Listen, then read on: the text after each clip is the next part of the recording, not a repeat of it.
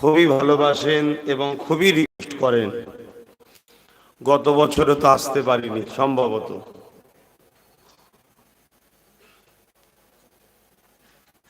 খুবই অনুরোধ ও রিকোয়েস্টে এই দাওয়াত নেওয়া, কেন আপনারা নিশ্চয়ই জানেন আলোচনা সভা আমি দিনে করি, কিন্তু বাপের রিকোয়েস্টে অনুরোধে আমি এসেছি। 8টা পর্যন্ত ঢাকার কথা, যদি 2-10 মিনিট এদিক ওদিক হয়ে যায় সেটা আল্লাহ ভালো জানে, কিন্তু 8টা পর্যন্তও যে আমি বেঁচে থাকবো সেটাও আমি জানি না, ওটাও আল্লাহ ভালো জানে। এটা হচ্ছে বাস্তব যেটা হয়। তাই আলোচনার দিকে যাচ্ছি। মাইকের আওয়াজ যত দূর যাচ্ছে, একটু বিক্ষিপ্ত হয়ে যারা আছেন ছড়িয়ে ছিটিয়ে,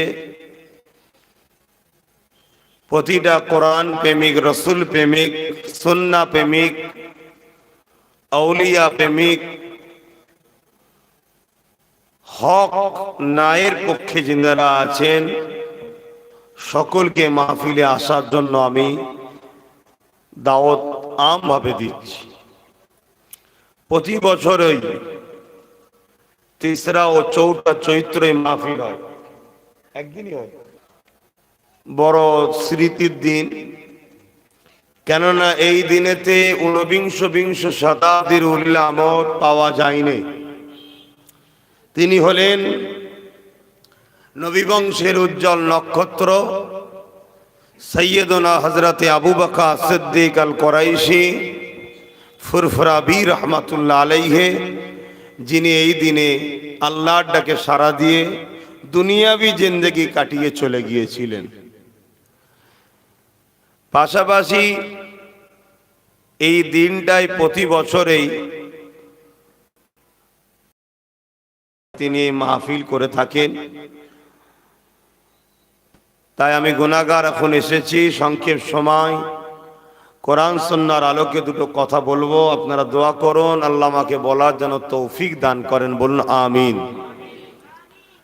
আমিও দোয়া করি আল্লাহ আমাকে বলিয়ে আপনাদেরকে শুনিয়ে উভয়কে কোরআন সুন্নাহ অনুযায়ী জীবন গড়ার তৌফিক দান করেন, বলুন আমিন।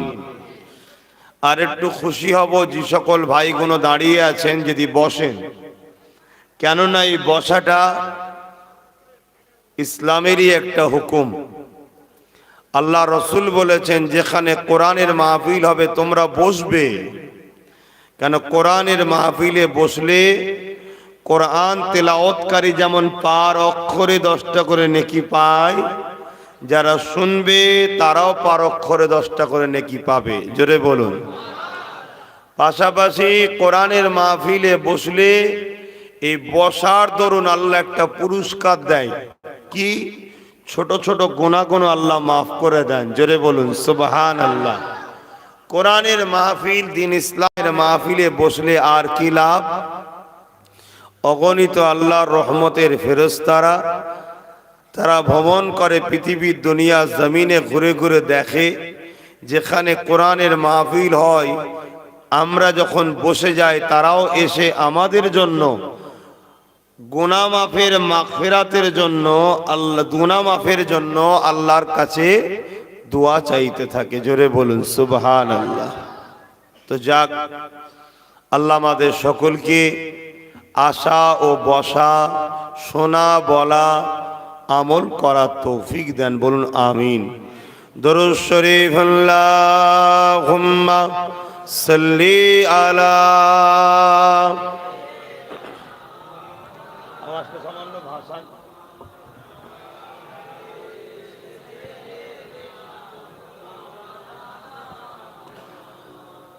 আল্লাহুম্মা সাল্লি আলা।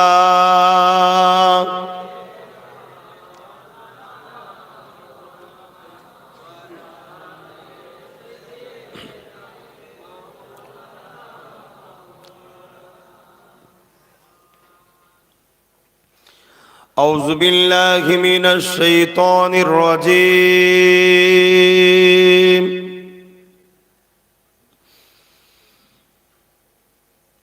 بسم الله الرحمن الرحيم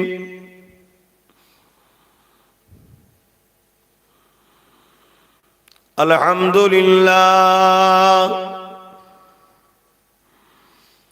الحمد لله نحمده ونستعينه ونستغفره ونؤمن به ونتوكل عليه ونعوذ بالله من شرور أنفسنا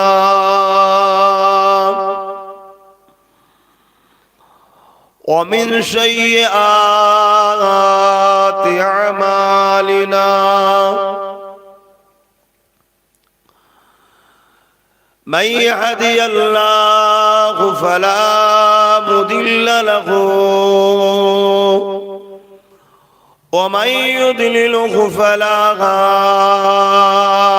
هادي له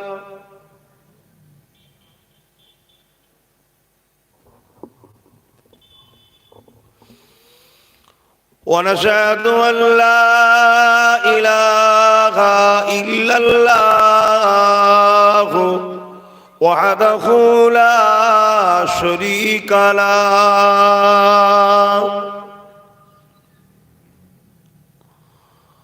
ونشهد أن سيدنا وحبيبنا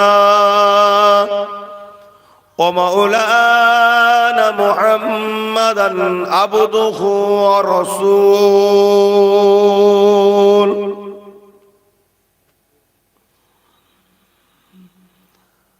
أما بعد فيا أيها الحاضرون رحمكم الله قال الله تعالى في كلام المزيد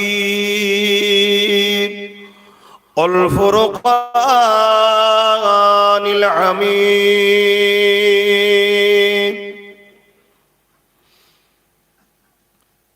إن الله وملائكته يصلون على النبي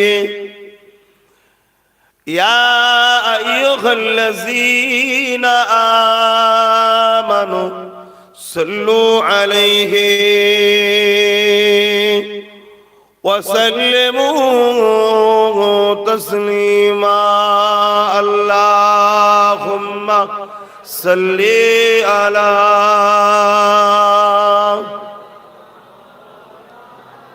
ولا استغفر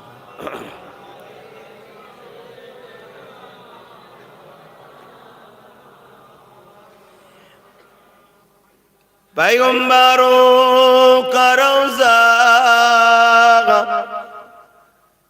दिखा दे खुदाया दरे मुद्दत से मिला दे खुदाया शराबे मुहब्बत पिला दे खुदाया पैगंबरों का रोज़ा दिखा दे खुदाया अल्लाहुम्मा सल्ली अला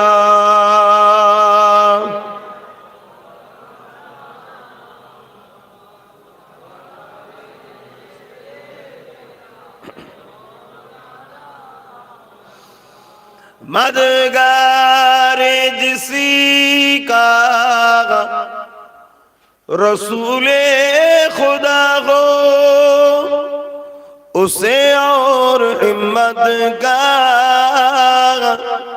परवाह किया है मदद को चले आएंगे कमली वाला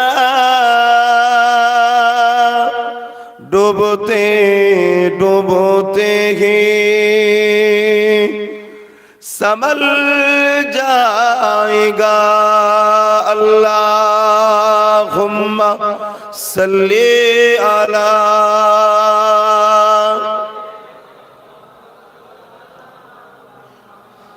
वला आले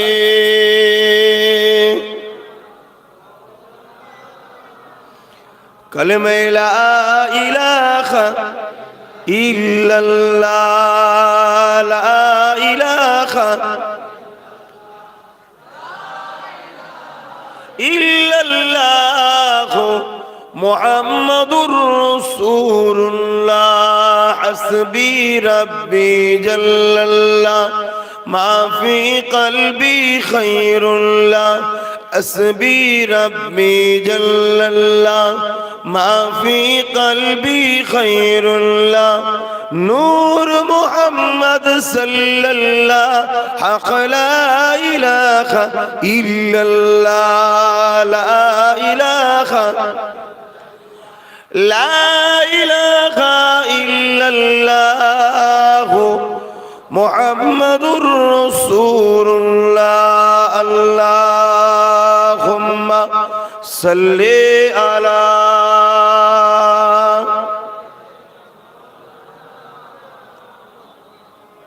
वला आले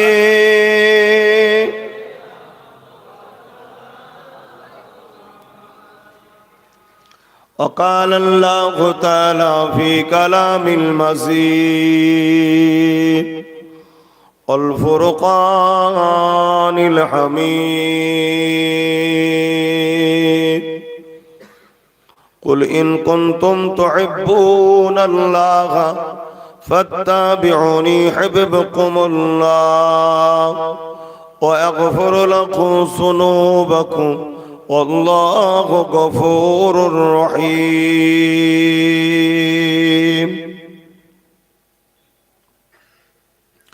আমার আব্বা জানেরা, পর্দা নিশিনা আমার আম্মা জানেরা, আমার ভাইয়েরা, নজওয়ান তরুণেরা, পর্দা নিশিনা আমার বোনেরা, ছোট ছোট বাচ্চারা, এই পৃথিবীতে বহু ধর্ম আছে। প্রত্যেক মানুষের কাছে নিজ নিজ ধর্মটা বড় ভালো লাগে, বড় পিয়ার করে। আমাদেরও একটা ধর্ম, আমার ধর্ম ইসলাম। আলহামদুলিল্লাহ, আমাদেরই ধর্ম, বলুন বলুন, ইসলাম। বড় খুশির বিষয় হলো এটাই, ইসলামটাকে আল্লাহ নিজে পছন্দ করে। জোরে বলুন সুবহানাল্লাহ। ইন্নাদ-দীনা ইনদাল্লাহিল ইসলাম। বেশক আল্লাহর কাছেও পছন্দনীয় মনোনীত ধর্ম ইসলাম। জোরে বলুন সুবহানাল্লাহ। বড় আফসোস এটাই যে আজ আমরা আল্লাহর পছন্দনীয় ধর্ম, আল্লাহর মনোনীত ধর্ম ঘরে জন্ম নিয়েও, ধর্মের অনুসারী হতে পেরেও আজকে আমরা আমাদের কালচার, আমাদের স্টাইল, আমাদের ধর্মীয় রীতিনীতি সব কিছুকে আমরা শেষ করে দিয়ে, ছেড়ে দিয়ে আমরা সর্বসময় আল্লাহর অপছন্দ, ইসলামের অপছন্দ, সেগুলোর দিকে আমরা বেশি আকৃষ্ট হচ্ছি। এটাই হলো আল্লাহর পরীক্ষা। দুনিয়ার জিন্দেগি খুবই সামান্য, বেশি দিনের নয়। আল্লাহ প্রত্যেকটা মানুষকে শ্রেষ্ঠত্বের মুকুট পরিয়ে পাঠিয়েছে, যে মানুষ হলো শ্রেষ্ঠ। সে মুসলিম ঘরে জন্ম হোক আর যে কোনো ধর্মে জন্ম হোক, জন্ম যখন সে হয় তাকে মহান সৃষ্টিকর্তা শ্রেষ্ঠ মখলুক করে পাঠায়। কিন্তু তার দুনিয়ার জীবনে আল্লাহর দেয়া নিয়ামতটাকে নিয়ে যদি ফিরে যেতে পারে, তখন আমার আল্লাহ বলবেন, সাবাস আমার বান্দা। আমি আমার ভাষায় বলছি, বুঝতে পারছি, আমি বাংলায় বলছি। সাবাস আমার বান্দা, তুই দুনিয়ার সামান্য লোভ লালসার ময়া জাল ছেড়ে দিয়ে পাকে ছিলিস, গায়ে কাদা লাগাস না, নোংরায় ছিলি নোংরা লাগাস না, চতুর্দিকে জাল ছিল, সেই জালের ফাঁদও তুই পড়িস না।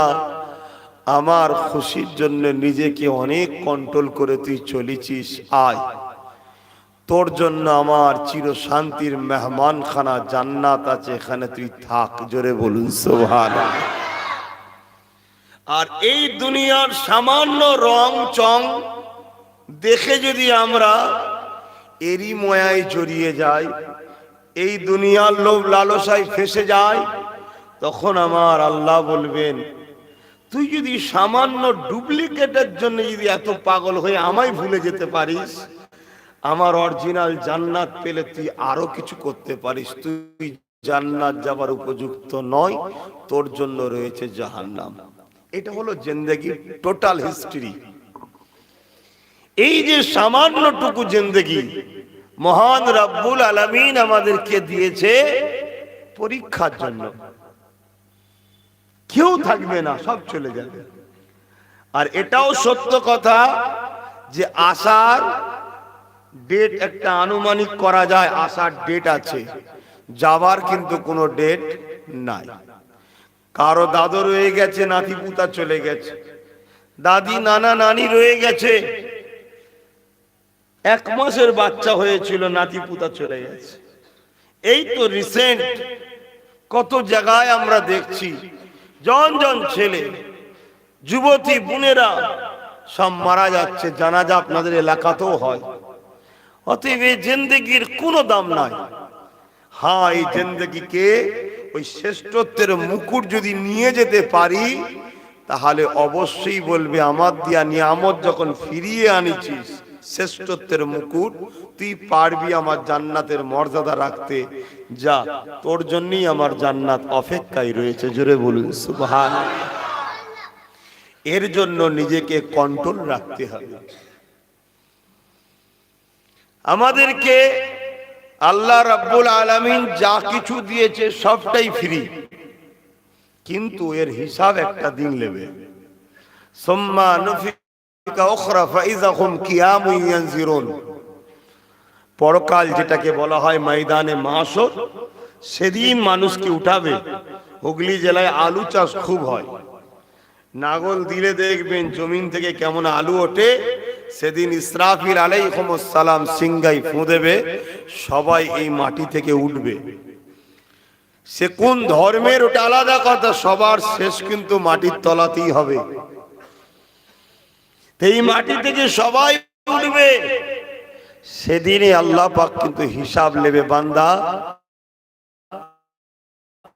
শক্তি আমি দিয়েছিলাম, খাদ্য নালী, পাকস্থলী, কিডনি, হার্ট, পায়ে ক্ষমতা, সব কিছু আমি দিয়েছিলাম। সবজি খাবার জন্য দাঁত দিয়েছিলাম, গোস্ত খাবার জন্য দাঁত দিয়েছিলাম, চেক করার জন্য জিহ্বা দিয়েছিলাম, ঘ্রাণ নিবার জন্য নাক দিয়েছিলাম, বাঁচার জন্য অক্সিজেন টানবি, কার্বন ডাই অক্সাইড বার করবি, সব আমি দিয়েছি। বল জিন্দেগিটা আমার জন্য কি করেছিস? আল্লাহ নেবে কিন্তু হিসাব। কিন্তু আজ বড় দুঃখ, আমরা ভুলে যাই। তাই এই মাহফিলগুলো হয়, কমসে কম এই মাহফিলে বসে কিছু সময় আল্লাহকে স্মরণ করা হচ্ছে, দরুদ শরীফ পড়া হচ্ছে, সুবহানাল্লাহ বলা হচ্ছে, আল্লাহর কথা শোনা হচ্ছে। কমসে কম এই মুহূর্তে আমাদের দিলটা কিন্তু আল্লাহর সঙ্গে লাগছে, লেগে আছে। তাই মাহফিলগুলো করা হয়। নিজের দিকে তাকিয়ে দেখুন আল্লাহ কত মহান। তিনি আমাদেরকে মায়ের পেটে কিভাবে তৈরি করেছেন। সামান্য একতলা তলা নিচে যদি আপনি ছাদের নিচেই ঘুমান, ছাদের ওপরে কেউ যদি একটা প্রেগ বা ছোটখাটো কিছু ঠোকে, আপনার ঘুম ভেঙে যাবে তার আওয়াজ, খটখট আওয়াজ হলে। আর মায়ের পেটে একটা মানুষ তৈরি করছে আল্লাহ, না মা আওয়াজ পায়, না বাপ কান লাগিয়ে আওয়াজ পায়। আহা মালিক, তুমি কত মহান। জোরে বলুন সুবহানাল্লাহ। ভেবে দেখুন, আরে 150 বছরের বিজ্ঞানের কথা আমি বলছি না, আমি তো তিনার কথা বলছি, জিনার শিক্ষক স্বয়ং আল্লাহ। তিনি হলেন আমিনা লাল আব্দুল্লাহ দুলাল হযরত প্রফেট মুহাম্মদ সাল্লাল্লাহু আলাইহি ওয়াসাল্লাম হুজুরের কথা বলছি। আমার দয়ার নবী বলেছেন যে বাপের শরীর থেকে কোটি কোটি ছোট ছোট স্পাম যায়, কোটি কোটি, রাস্তায় সব মারা যায়। আমার আল্লাহ একজনকে মায়ের পেটে যাবার রাস্তা করে দেয়, যেটা আপনারা আল্লাহ বাঁচিয়েছে, মেরে দেয়নি। আমার আপনার মতো কোটি কোটি স্পামকে মেরে দিয়েছে, কিন্তু আমাকে আপনাকে আল্লাহ বাঁচিয়ে মায়ের পেটে যেতে দিয়েছে। রেহেমের মধ্যে গেছি, যাওয়ার পর 40 দিন পর আল্লাহ ডিজাইন করেছে। এক একজনকে এক এক ধরনের ডিজাইন। একই পেট থেকে এসেছে 5 জন, 5 ধরনের ডিজাইন, 5 ধরনের মেন্টালিটি, 5 ধরনের চিন্তা।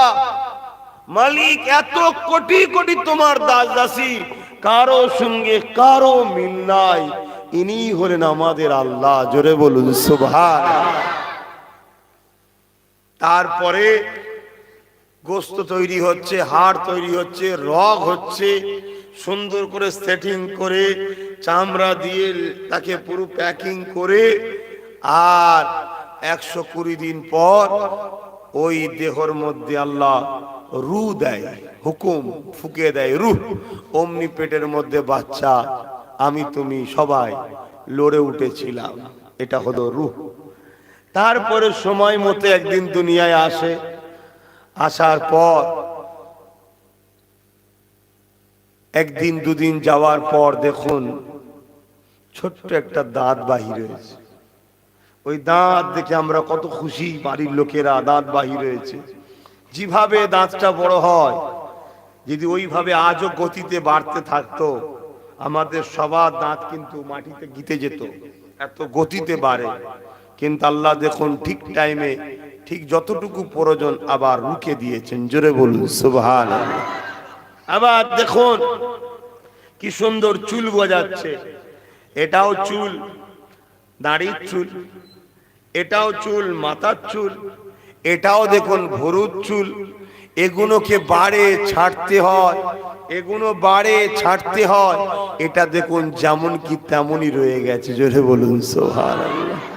হায় আমার আল্লাহ, তুমি কত মহান। আহা, আল্লাহ আমাকে ভালোবাসেন। সকাল বিকাল শুতে উঠতে ঘুমাতে বসতে সর্বসময় হৃদয়ের মধ্যে আল্লাহকে রাখেন, জবানে ভিজিয়ে রাখেন আল্লাহ আল্লাহ করে। মনে রাখবেন তিনি যারা আমাদের আপন আর কেউ নাই। এত দয়ালু আল্লাহ আমাদেরকে কতটা ভালোবাসে তিনি জানিয়ে দিলেন, ওরে আমার দাস দাসী রে, তোরা গুনাহ করতে ভালোবাসিস, আমি আল্লাহ তোদের গুনাহকে মাফ করতে ভালোবাসি। আপনারা বসলে আল্লাহ খুশি হবে, একটু বসবেন না? একটু বসেন না, বসেন বসেন বসেন, এসেছেন কষ্ট করে, একটু বসেন না, আল্লাহ খুশি হবে। আপনারা সবাই বলতে গেলে অসুবিধা হয়ে যাবে।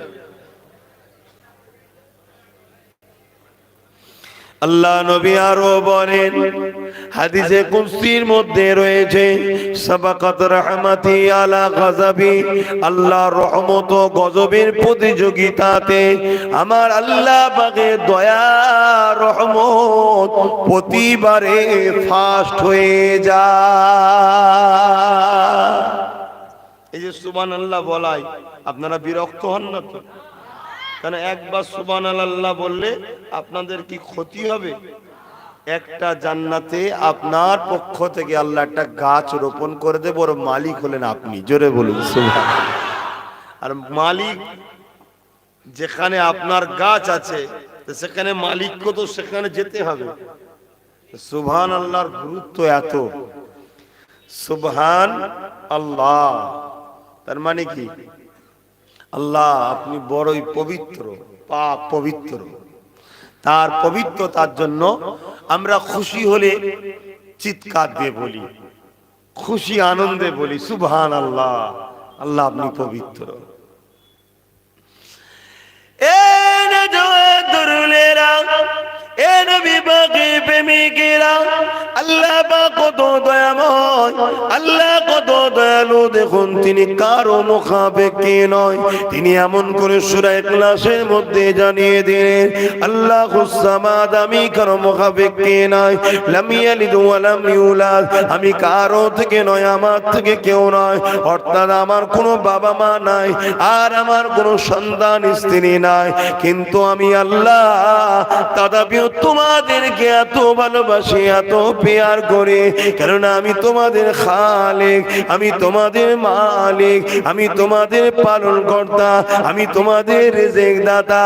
ওরে আমার দাস দাসী রে, সাগরের গভীরে ছোট্ট একটা যদি পোকাও থাকে, টাইমে টাইমে তার কাছে যে রিজিকটা পৌঁছে দেয়, সেটা হলো তো ওদের আল্লাহ। সাত তবক আসমান কায়নাতে যা কিছু আছে সব কিছু জিনার নিয়ন্ত্রণে, সেটা হলো তোমার আমার আল্লাহ। লিল্লাহি মা ফিস সামাওয়াতি ওয়া মা ফিল আরদ, জমিন আসমানে এবং এর মধ্যে যা কিছু আছে সব কিছুর খালিক মালিক একজন, তিনি হলেন আল্লাহ।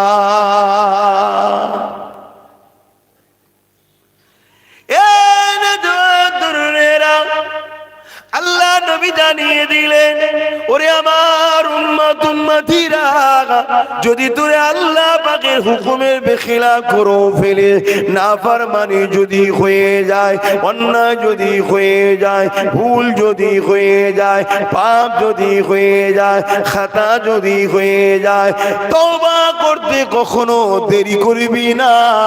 কেন? আমার আল্লাহর নাম রহমান, আমার আল্লাহর নাম গফুর, আমার আল্লাহ পাকের নাম গফফার, আমার আল্লাহ পাক বড়ই দয়ালু মেহেরবান। ওরে আমার উম্মত উম্মতি, আমি তোদের নবী জানিয়ে দিই, আল্লাহ আমাকে জানিয়েছে, তোদেরকে আমি মেসেজটা দিয়ে দিই। নবী আমার জানিয়ে দিলে যদি কোনো বান্দা বান্দি অন্যায় করতে যায়, আমার আল্লাহ ওই সময় ডাকতে লাগে, ওরে আমার দাস দাসীরে, কেন নামাজটা কাজা করে বসে আছে? কেন নামাজটা কাজা করে সিনেমা দেখতে যাচ্ছে? কেন নামাজটা কাজা করে অন্যায়ের দিকে তুই যেতেছি? ওরে আমার বান্দা বান্দিরে আয়, আমি আল্লাহ আমার দিকে ফিরে আয়। আমার মতো দয়ালু রব, আমার মতো আপন রব অন্য কেউ নাই, আমি একজনই মালিক, তোদের সৃষ্টিকর্তা। তোরা নিজেদের দিকে তাকিয়ে দেখ, আমি আল্লাহ যদি তোদেরকে চোখ না দিতাম, তাহলে তোরা এই দুনিয়ার পাপ দেখতে পেতিস না। কিন্তু আমি আল্লাহ চোখ তো দিয়েছি পাপ দেখার জন্য নয়, আমি আল্লাহ চোখ দেখেছি মা বাপকে দেখবি, আমি আল্লাহ চোখ দিয়েছি স্বামী স্ত্রী একে অপরকে দেখবে, আমি আল্লাহ চোখ দিয়েছি গরিবদের ঘরে দেখবে, আমি আল্লাহ চোখ দিয়েছি আমার কোরআনকে খুলে খুলে দেখতে থাকবি। এজন্যই তো দিয়েছে নাকি? কিন্তু মিসইউজ, খারাপ জায়গায় ব্যবহার হয়ে যাচ্ছে।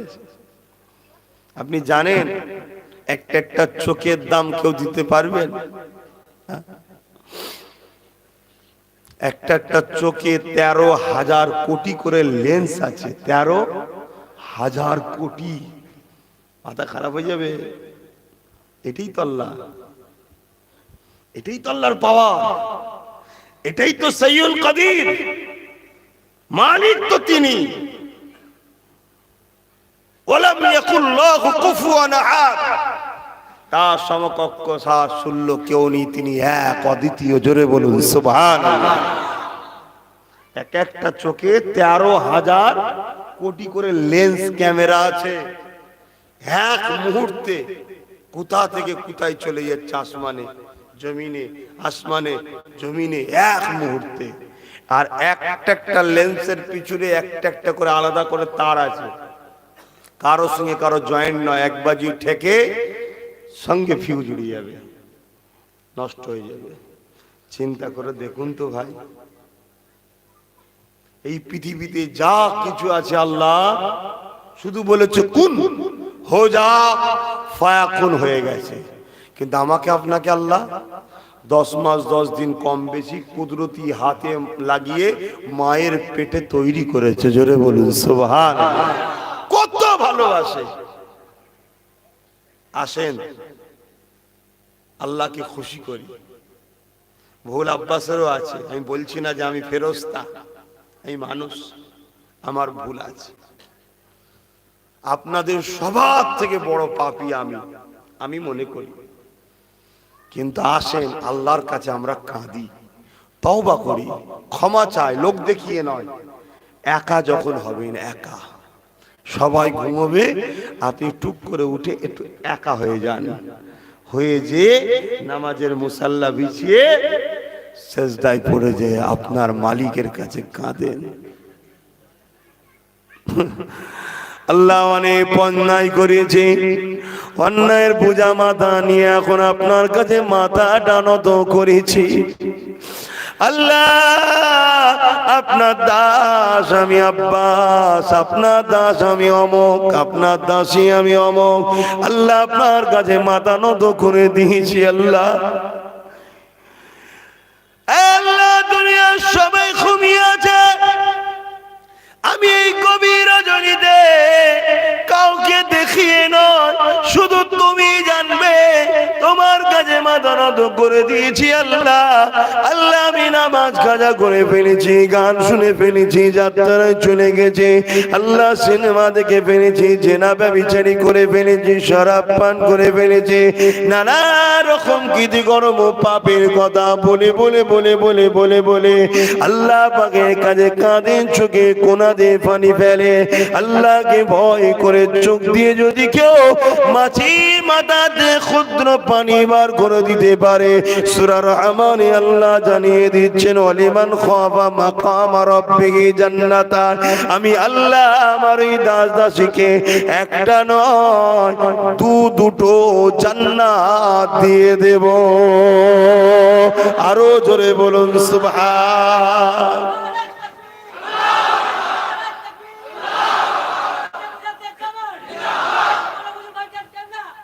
আস্তে আস্তে, আহা কত দয়ালু ভেবে দেখুন তো।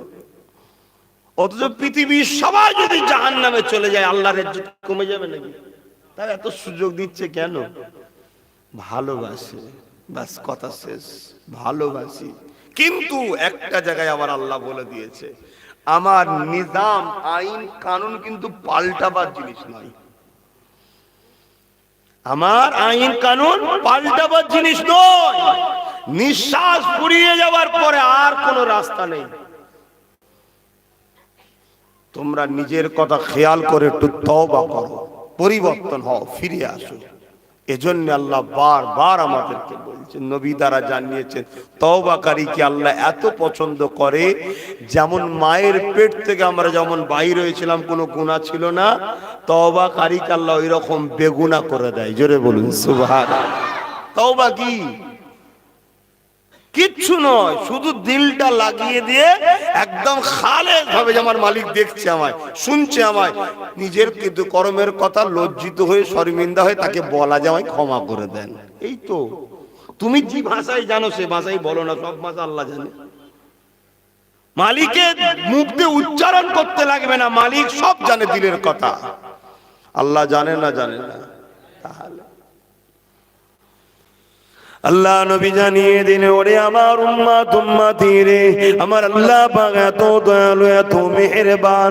যদি কেউ তওবা করার পরে, ধরেন কেউ তওবা করলাম, সিনেমা দেখবো না, ফাংশনে যাব না, নোংরা অবৈধ জায়গায় যাব না, কিন্তু আবার এক দুবার যেতে না যেতে আবার সেই কাজ করে ফেলেছে, আল্লাহ নবী জানাচ্ছে দেরি করো না, আবার তওবা করে নাও।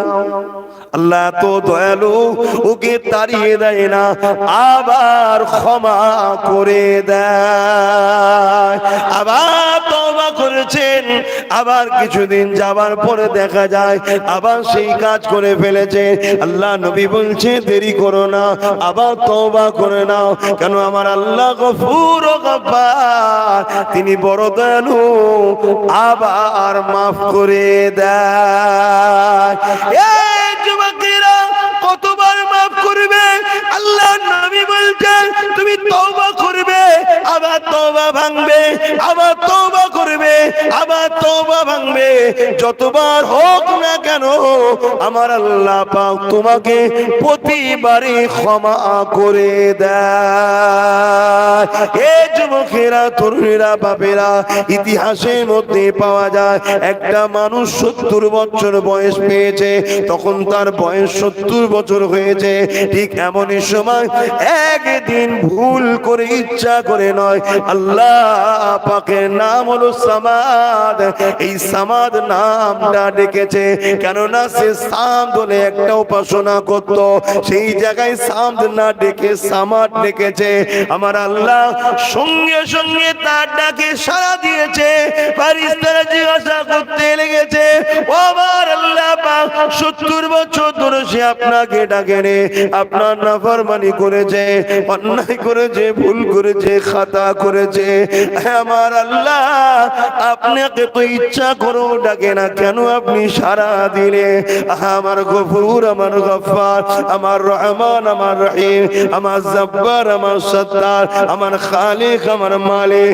আল্লাহ ওই সময় বলেছিলেন, ওরে আমার ফেরেশতারে, সে তো আমাকে ডেকেছে, ইচ্ছার ইচ্ছাও ডেকেছে, আমি যদি সাড়া না দিই বান্দা নিরাশ হয়ে যাবে।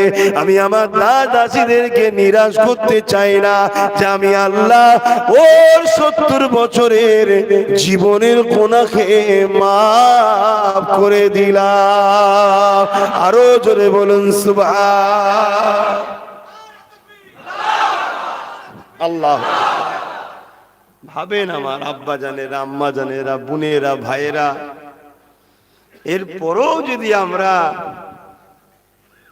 তওবা না করে গাফিল হয়ে থাকি, বড় দুঃখ, বড় কষ্ট।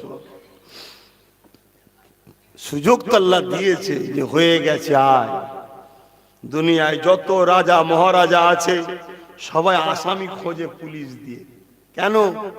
ধরে লিয়াই, শাস্তি দেওয়া হবে, পিটানো হবে, মারা হবে। আর আমার আল্লাহ প্রতিদিন তাহাজ্জুদের রক্তে আসামিদের ঘরে সব ডেকে ডেকে বলে, আসামি বলে ডাকে না, আবার আমার বান্দা বান্দি, তোমাদেরকে আমি ডাকছি, আসো, শাস্তি দেবো বলে নয়, তোমরা তওবা করো, আমি মাফ করবো। জোরে বলুন সুবহান।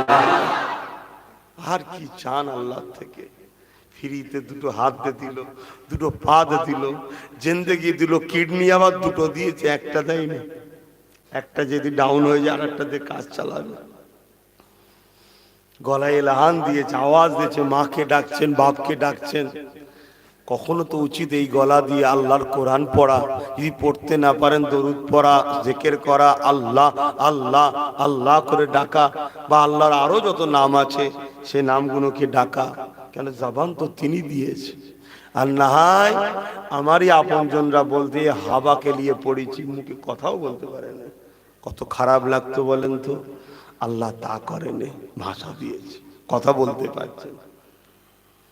যদি কানে আল্লাহ কালা করতো, এসে আপনাকে কেউ কিছু বলতো, আপনি শুনতেই পেতেন না। লাস্টে বলতে কালাকে ছেড়ে দেছ, কালা কিছু বোঝে নে, আপনার কত কষ্ট হতো বলেন তো। আপনার আপন জনরাই আপনাকে টিটকিরি মারতো। দুটো পা যদি সুস্থ না দিত, আমাকে কোলে করে নিয়ে আসতো, তো খোঁড়া হুজুর এসছে লিয়ায়, লোক হাসতো, দেখেছিস কেমন খোঁড়া রে। এটা দুনিয়া রে বাপ, বাস্তবটা বলছি। আপন জনরাই বলতো, বারবার যখন বলতাম টয়লেটে যাব, ফাঁকে যাব, এতে যাব, হুতা যাব, আপন জনরাই একদিন বিরক্ত হয়ে বলতো, তুই বেঁচে থাকার থেকে মরে গেলেই তো শান্তি আছে। তখন বুকটা ফেটে যেত। আল্লাহ তা কারণে দুটো পা দিয়েছে, যা তুই তোর পায়ে ঘোর, কারো দিকে তাকাতে হবে না, যা।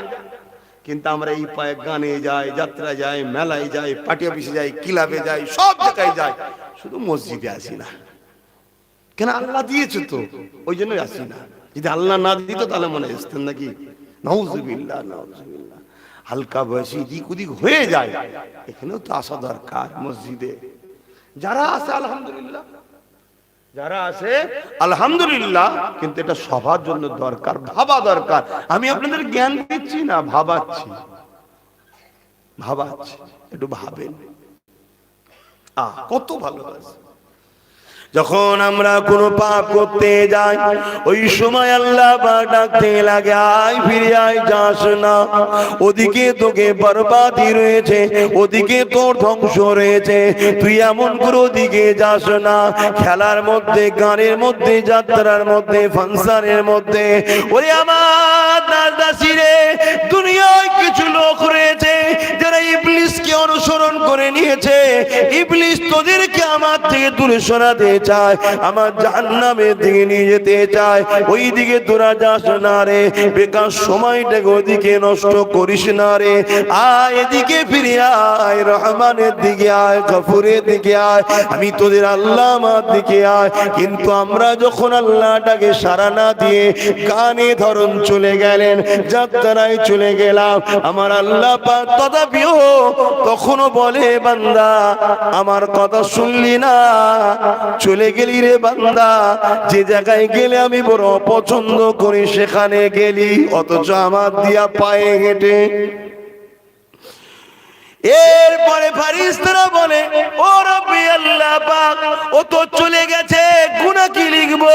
আল্লাহ বলে, থাম ফারিস্তা, আরে ওটা আমার দাস দাসী, আমার বড় আদরের সৃষ্টি, আমার বড় দয়া দিয়ে সৃষ্টি।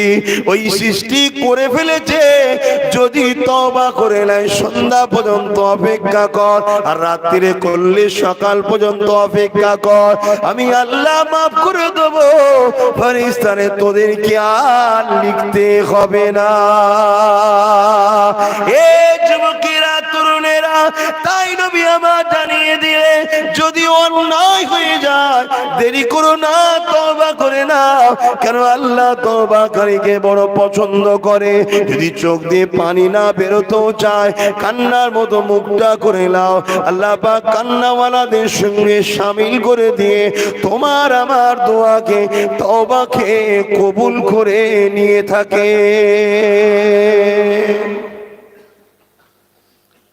আমরা সবাই ইতিহাস পড়েছি, হযরত ওমর ফারুক হুজুরের পিরিয়ডের একটা ওয়াকিয়া, ঘটনা আমরা সবাই জানি। তারপরেও আমি একটু স্মরণ করাবো, আর একবার বলবো, একবার, কেন আমরা সবাই জানি কিন্তু ভুলে যাই।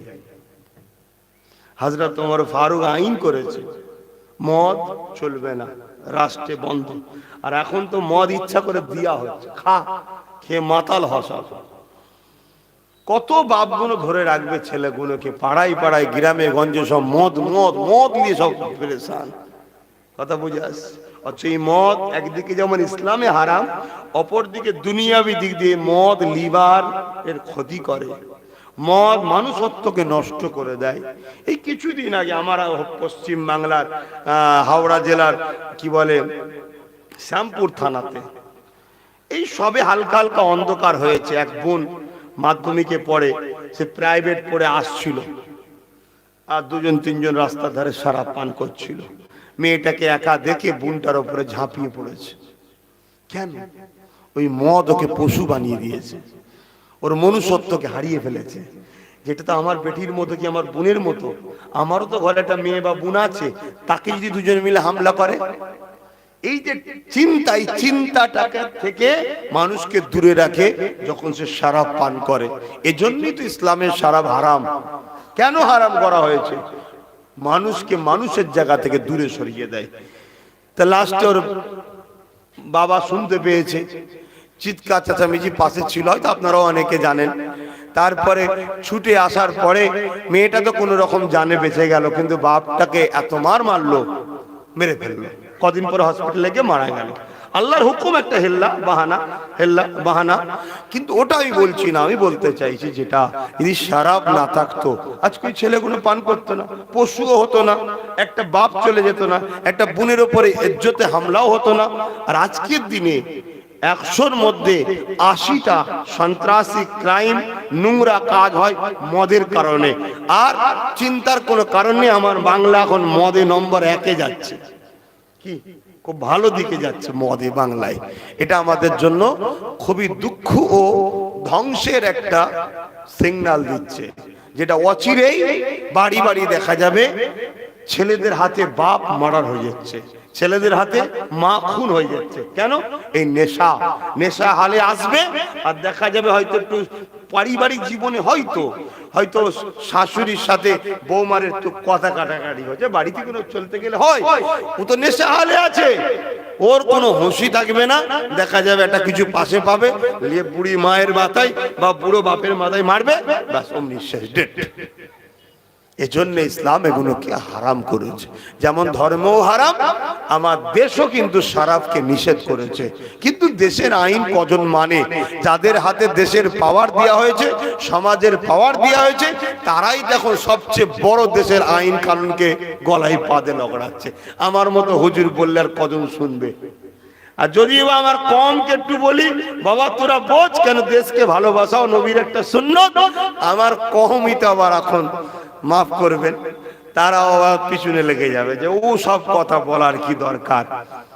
বাপ, ইসলাম শুধুই নামাজ রোজা দাড়ি টুপি নিয়ে নয়, ইসলাম একটা জীবন ব্যবস্থাকে নিয়ে। ইসলাম একটা সংগ্রাম ইনকিলাবের নাম, ইসলাম একটা জীবন ব্যবস্থার নাম।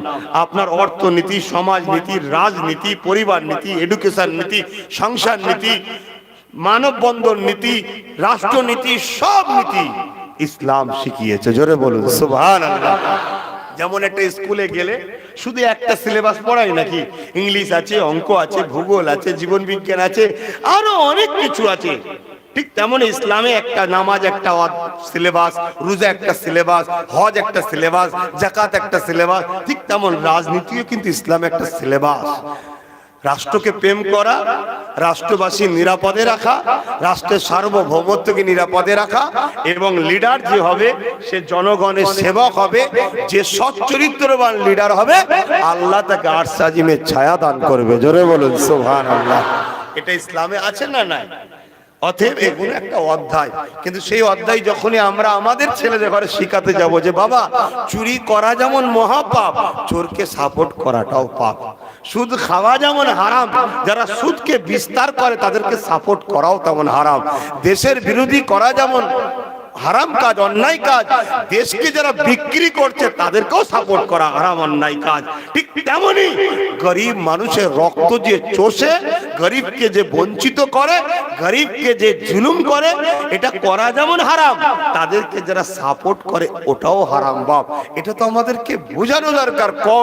কমসে কম তুমি করো না, কারণ তোমার মুহাম্মদ সাল্লাল্লাহু আলাইহি ওয়াসাল্লাম তিনি সর্বসময় ন্যায়ের পক্ষে, গরিবের পক্ষে, ইনসাফের পক্ষে, মানবতার পক্ষে, কল্যাণের পক্ষে, সাম্যের পক্ষে, এতিমের পক্ষে, বিধবার পক্ষে, অসহায়ের পক্ষে, ইনসাফের পক্ষে, ইনসানিয়তের পক্ষে তোমার আমার নেতা ছিল।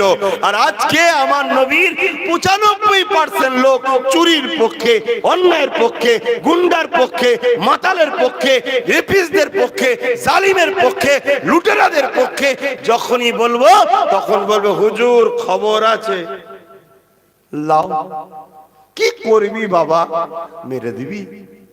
যদি তোর হাতে আল্লাহ আমার মৃত্যু রাখে, আমি বললেও মরবো, না বললেও মরবো, কিন্তু বলে যদি মরি আল্লাহ বলবে আমার জন্য হক কথা বলেছিস। কিয়ামতের দিন আলেমরা যখন কাতার দেবে, বিচারের কাতারে আলেমরা দাঁড়াবে, আল্লাহ বলবেন শোনেন, এখানে উলামা হাজরাতরাও আছেন বা আম্মানুষ সবাই শোনেন। আল্লাহ আলেমদের ঘরে বলবে, আলেম বান্দারা তোমরা কাতারে দাঁড়িয়ে আছো কেন? তোমাদেরকে আমি দুনিয়ায় আলেম করেছিলাম এই কাতারে দাঁড় করাবো বলে? যাও সব জান্নাত চলে যাও। জোরে বলুন সুবহানাল্লাহ। আবার একদল আলেম সর্বপ্রথম জাহান্নামেও যাবে। তাহলে কোন আলেমটাকে আল্লাহ বলবে যাও জান্নাত আর কোন আলেমটাকে বলবে যাও জাহান্নাম, এটা একটু জানা দরকার।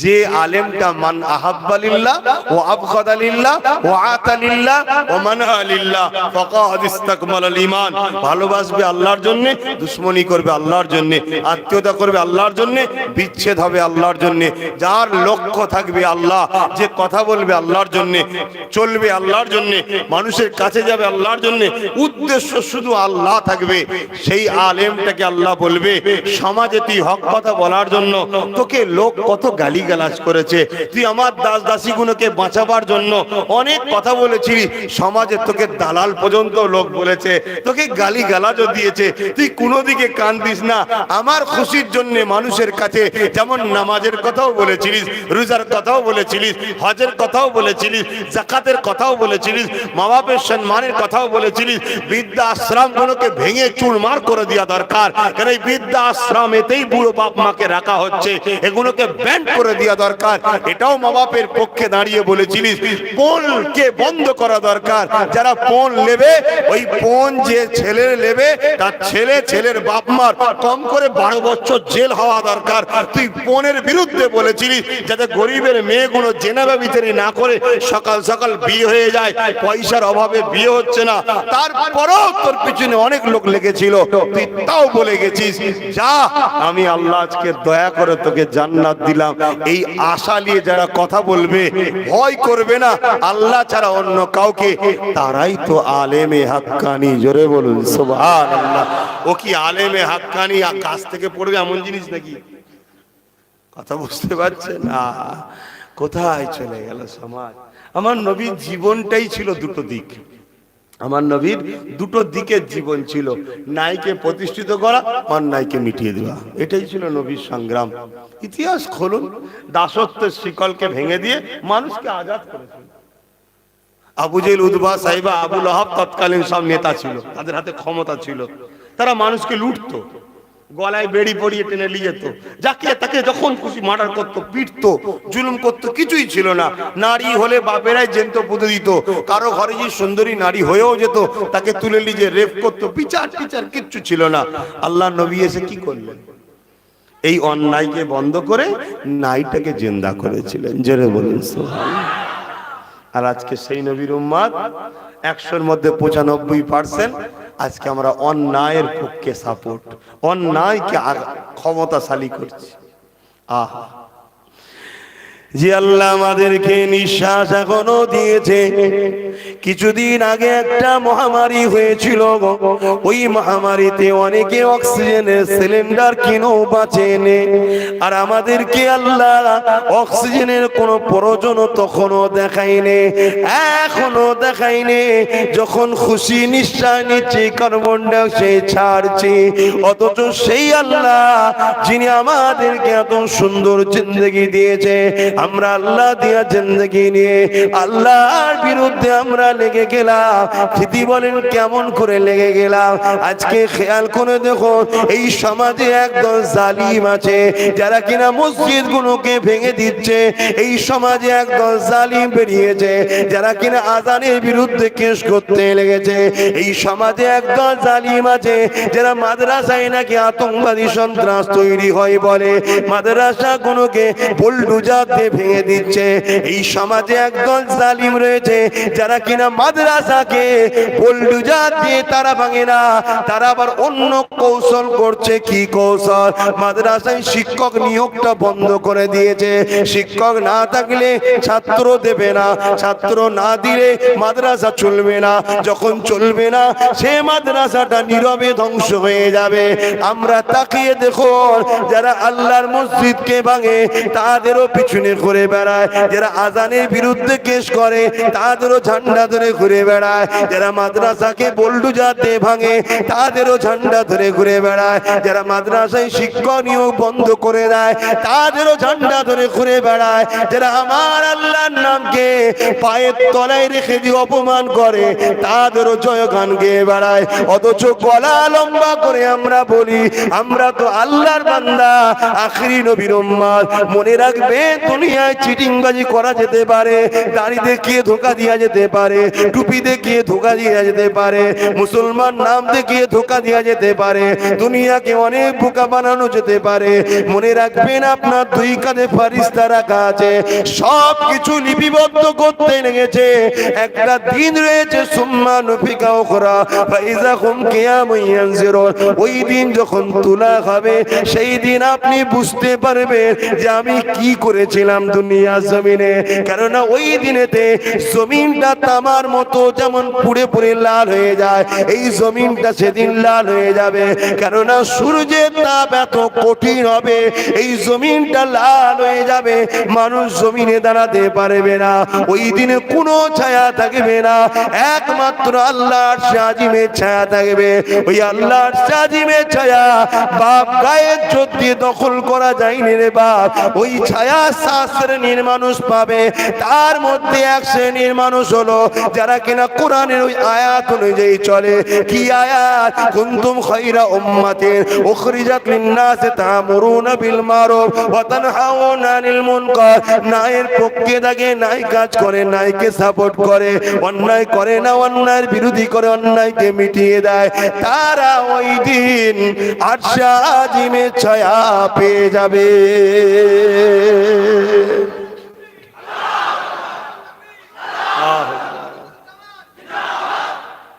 পেট আমাদের কাছে আজকে বড় আযাবের জিনিস হয়ে গেছে, তাই তো নাকি? কিন্তু আমি যা বাস্তবে দেখছি শুধু পেটের জন্য নয়, নেশা, শয়তানি নেশা।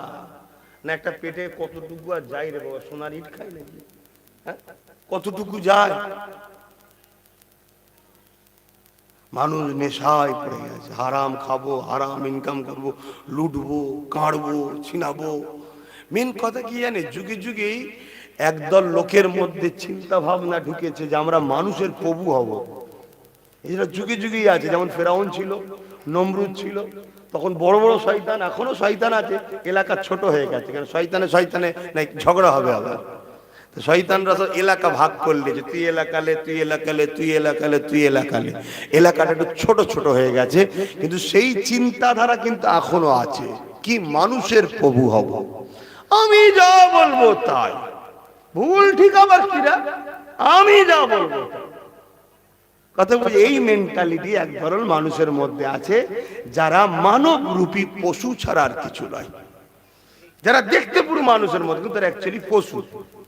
সেই পশুদের হাত থেকে পৃথিবীকে রাসূল বাঁচিয়েছে, এটা আগেও ছিল। কিন্তু দুঃখ একটাই, আমরা কলেমা পড়া মুসলমানরাই দেখছি সেই পশুদের দলদাসটা বেশি হয়ে গেছে। অন্যজনরা তবুও স্বার্থে ছোটে, ভাই মাল পাবো, চাকরি পাবো, এটা পাবো, ওটা পাবো, ঠিক আছে, বিনিময়ে আছি। আর আমরা পুরো দলদাস হয়ে যাচ্ছি। কাদের? এই মানবরূপী পশুদের দলদাস হয়ে যাচ্ছি। অথচ আমরা আবার হজ করে এসেছি, আমরা হজ করি। কথা বুঝে আসছে না বাপ? হজ করলেই যদি জান্নাত পেয়ে যেত, তাহলে মাওলা আলীর ওই হাদিসটা কি হবে? একটা হাদিস আছে, আপনারা জানেন, একটু বলবো। হযরত ওমর ফারুক রাদিয়াল্লাহু তাআলা আন হাজারে আসওয়াদে চুমা দিতে গেছে। এই আপনারা এই হাদিসটার হাফ জানেন, হাফটা সবাই জানেন, হাফটা হয় বলা হয় না বা আকসার মানুষ জানে না। কি যখন চুমা দিতে যায়, বুসা দিতে যায়, তখন হাজারে আসওয়াদকে বলেছিল, এই হাজারে আসওয়াদ তুই এটা পাথর, তোকে আমি চুমা দিতাম না। কিন্তু আমি দেখেছি রসুলের ঠোঁট লেগেছে, রসুল চুমা দিয়েছে না, রসুলের ঠোঁট লেগেছে। যে জিনিসে নবীর ঠোঁট লাগে আমি ওমর তাতেও চুমা দেবো। জোরে বলুন সুবহানাল্লাহ। পাশে হযরতে আলী দাঁড়িয়েছিলেন, রসুলের পাক সাল্লাল্লাহু আলাইহি ওয়াসাল্লামের জামাতা হযরতে মাওলা আলী দাঁড়িয়েছিলেন। আল্লাহ রসুল যার সম্বন্ধে বলেছেন, আলী হলো এলেমের দরজা। জোরে বলুন সুবহানাল্লাহ। আমি নবী হলাম এলেমের শহর, আর হযরতে আলী হলো ওই শহরের, এলেমের শহরের দরজা। হযরতে আলীর মুখ খুললো, অর্থাৎ এলেমের শহরের দরজা খুলে গেল। জোরে বলুন সুবহানাল্লাহ। হযরতে আলী বলছেন, ভাই ওমর আপনি যা বলছেন ঠিকই বলছেন, পাথর তো কিন্তু এই পাথর দুনিয়ার অন্য পাথর এক পাথর নয়। এ পাথরকে আল্লাহ বিশেষ বিশেষ কিছু গুণ গুরুত্ব দিয়েছে। জোরে বলুন সুবহানাল্লাহ। দেনেওয়ালা কে? আল্লাহ। কি? যখন মোমেনরা চুমা দেয় বা মোমেনারা চুমা দেয় তখন এ পাথর তাদের গুনাহ টানে, আর যখন মুনাফিক চুমা দেয় এ পাথর তার, বুঝাবার জন্য বলছি, ফটো ক্যাচ করে কিয়ামতের দিন যে বলবে এইগুলো মুনাফিক ছিল। তাহলে একদিকে যেমন মোমেনের জন্য সেফা অর্থাৎ গুনাহ মাফ হচ্ছে, বাঁচার ওসিলা, আর মুনাফিকের জন্য বিপদ, সাক্ষী দেবে আল্লাহ এ মুনাফিক ছিল। কথা কিছু বুঝতে পারছেন? তাহলে বাপ মক্কা শরীফে সবাই কি যারা যাচ্ছে সব মোমেন ভাবছেন নাকি? হ্যাঁ, কত এতিমকে কাঁদিয়ে কত লোক হজ করে জানেন? এতিম কাঁদছে, নিজের ভাইপো কাঁদছে, ভাইপোর বাপ মারা গেছে, চাচা ভাইপোকে ফাঁকি মেরে দিয়ে সব ছেড়ে দিয়েছে। সমাজে আছে না? না, কত মসজিদের জায়গা মেরে ঝেড়ে সব হজ করতে যাচ্ছে, আর তারাই আবার সমাজের এখন সব গণ্যমান্য ব্যক্তি। বাবা বলা যাবে না, বাপ আমাকে তো আল্লাহ ডিউটি দিয়েছে বলার, আমি তো বলবো, কিন্তু কারোর নাম ধরে বলছি? বলুন। এরপরেও যদি কেউ বলে এসব বলা কি দরকার, তাহলে চট করে বুঝে নিতে হবে নাম ধরেনি কিন্তু ধরা পড়ে গেল, এটা বুঝে নিতে হবে। আহা, এজন্যই কিয়ামত তো গরিবদের জন্য উপকারের জায়গা। এজন্যই রাসূল বলেছে গরিবদের জন্য কিয়ামত হচ্ছে বিরাট ভিআইপি ব্যাপার। কেন? গরিবরা যখন কিয়ামতের দিন উঠবে ফেরেশতারা এসে বলবে এখানে কেন, চলো লাইনে দাঁড়াতে হবে। তো গরিবরা বলবে আমার আবার লাইন কিসের, হিসাব দিতে হবে। গরিবরা বলবে হিসাব কিসের, মালই তো দুনিয়ায় দেয় না, তো হিসাব কি দেবো? যতটুকু দিয়েছিল রোজ আনতুন রোজ খেতুন, শেষ হয়ে গেছে। আল্লাহ পাক তিনি তো সবই জানেন রে বাবা। এটা তো নবীকে শুনিয়েছে, নবী আমাদের হাদিস কাছে হাদিসটা আপনাদের শোনা, যাতে গরিবরা একটু জানে, শান্তি পায়, যেন তো আল্লাহ দিয়েছে, যাতে সবর করে। আল্লাহ বলবে এ ফেরেশতা কি হয়েছে? আল্লাহ সবই জানে। আল্লাহ এরা নাকি গরিব ছিল, মাল দেয়নি, তো হিসাব কিসের বলছে? আল্লাহ বলছে ঠিকই বলেছে, তোদের আবার হিসাব কিসের? ধনীদের থেকে 500 বছর আগে সব জান্নাতে যেতে পারে। জোরে বলুন সুবহানাল্লাহ। দুনিয়ায় গরিবরা 50, 60, 70 বছর ধনীদের স্টাইল দেখে চেয়ে থাকে, আরে কি সুন্দর গাড়ি রে, কি সুন্দর বিরিয়ানি রে, কি সুন্দর জামা রে। কত বছর দেখে? 50, 60, 70 বছর। কিন্তু কিয়ামতের দিন ধনীরা গরিবদের দিকে দেখবে 500 বছর আগে যে জান্নাতে ফুর্তি করছে। জোরে বলুন সুবহানাল্লাহ। এরা 500 বছর পর সব হিসাব দিয়ে খেটে খুঁটে আর করে যদি দয়া হয় তারপরে গিয়ে ঠেলে ঠুলে যে উঠবে, ভাই বেঁচে গেছি, এসে গেছি। গরিব একটু সবর করতে হবে। কিন্তু আজকে দুঃখের বিষয়, ইসলামের দুশ্মনরা আমার গরিব মা বাপ ভাই বোনগুলোকে হারাম খেয়ে শেষ করে ফেললো। খা ফ্রিতে খা, আলু লে, পেঁয়াজ লে, পটল লে, তেল লে, টাকা লাগবে ধর 500 টাকা লে, 1000 টাকা লে, খা। কিসের টাকা? মদের বিক্রি, সুদ বিক্রি করা, দেহ ব্যবসার টাকা, তা তো জানিনি। খেতে হয়, খাচ্ছি, খান খান। দুনিয়াটাও গেল, আখিরাতটাও গেল। কেন? ভিক্ষা ইসলামে অপছন্দের জিনিস, মেহনত ইসলামে জায়েজ। একটা সুদখোরের বাড়ি গেছেন, একটু ভালো করে শুনবেন। আমরা তো আল্লাহ করে নামাজ রোজা সব করে একদম সামনে রোজার মাস আসছে, আল্লাহ করে রোজা রাখবেন তো নাকি? হ্যাঁ, আবার এই রোজার মাস এলে তো আরেক সমস্যা। কি সমস্যা? না সমস্যা নেই। হ্যাঁ, রোজার মাসে হঠাৎ হঠাৎ দেখা যায় কিছু দরদি বেরোয়। হ্যাঁ, সারা বছর আমাদের খোঁজ খবর লাইনে, রোজার মাসে মাথায় টুপি দিয়েছে, শয়তান বসে গেছে। কি খবর? না একটু তোমাদের সঙ্গে এসেছি। হারামখোর, মাথায় টুপি কেন রে তোর? তুই তো টুপিকে ঘৃণা করিস, তুই টুপিওয়ালা দেখলে মনে করিস ওর বাকি বোম বন্দুক আছে, তুই আবার টুপি মাথায় ঢুকেছিস কেন? আচ্ছা বলুন তো ভাই, টুপিটা কার সুন্নাত? জোরে বলুন। এই টুপিটাকে নিয়ে নাটক করলে ঈমান থাকে, আর নাটক দেখে যে চুপ থাকে তার ঈমান আছে? হ্যাঁ, আল্লাহ রসুল বলল অন্যায় দেখলো যে প্রতিবাদ করলো না তার মধ্যে ঈমান নেই। আমার বাপের কথা নাই, রাসূলুল্লাহর কথা। এর প্রতিবাদের তিনটে ধরন আছে, হয় হাত দিয়ে, নাই মুখ দিয়ে, নাই ঘৃণা করে সরে যাও। আমরা দেখি ইফতার মাহফিলে কি একটা দুটো কুকুরের মাথা তো টুপি এসে বসে গেছে। খারাপ লিখছেন নাকি? আরে আমি বলিনি, কোরআন বলছে উলাইকা বালহুম আদাল, আছে না নাই কোরআনে? তার মানে কি চতুষ্পদ জন্তুর থেকেও নিকৃষ্ট এরা। কথা বুঝছেন না বোঝেন নে? কারা? যাদের মধ্যে অনেক বৈশিষ্ট্য, একটা বৈশিষ্ট্যটা যারা ধোঁকা দেয়। একটা বৈশিষ্ট্য কি? ধোঁকা দেয়। তা টুপিটা মাথায় দিয়েছে কেন? ধোঁকা দিবার জন্য তো নাকি? যাতে মোল্লারা মনে করে দেখেছিস আমাদের কত দরদি, এছাড়া আমরা অন্য কারো দিকে যাবনি বুঝলি, এই আমাদের ঠিক আছে। কেমন দেখেছি এসে বসে গেল। হ্যাঁ, আবার হাত তুলে দোয়া চাইছে। আবার রিসেন্ট তো দেখি আর একজন এরকম করে আসে,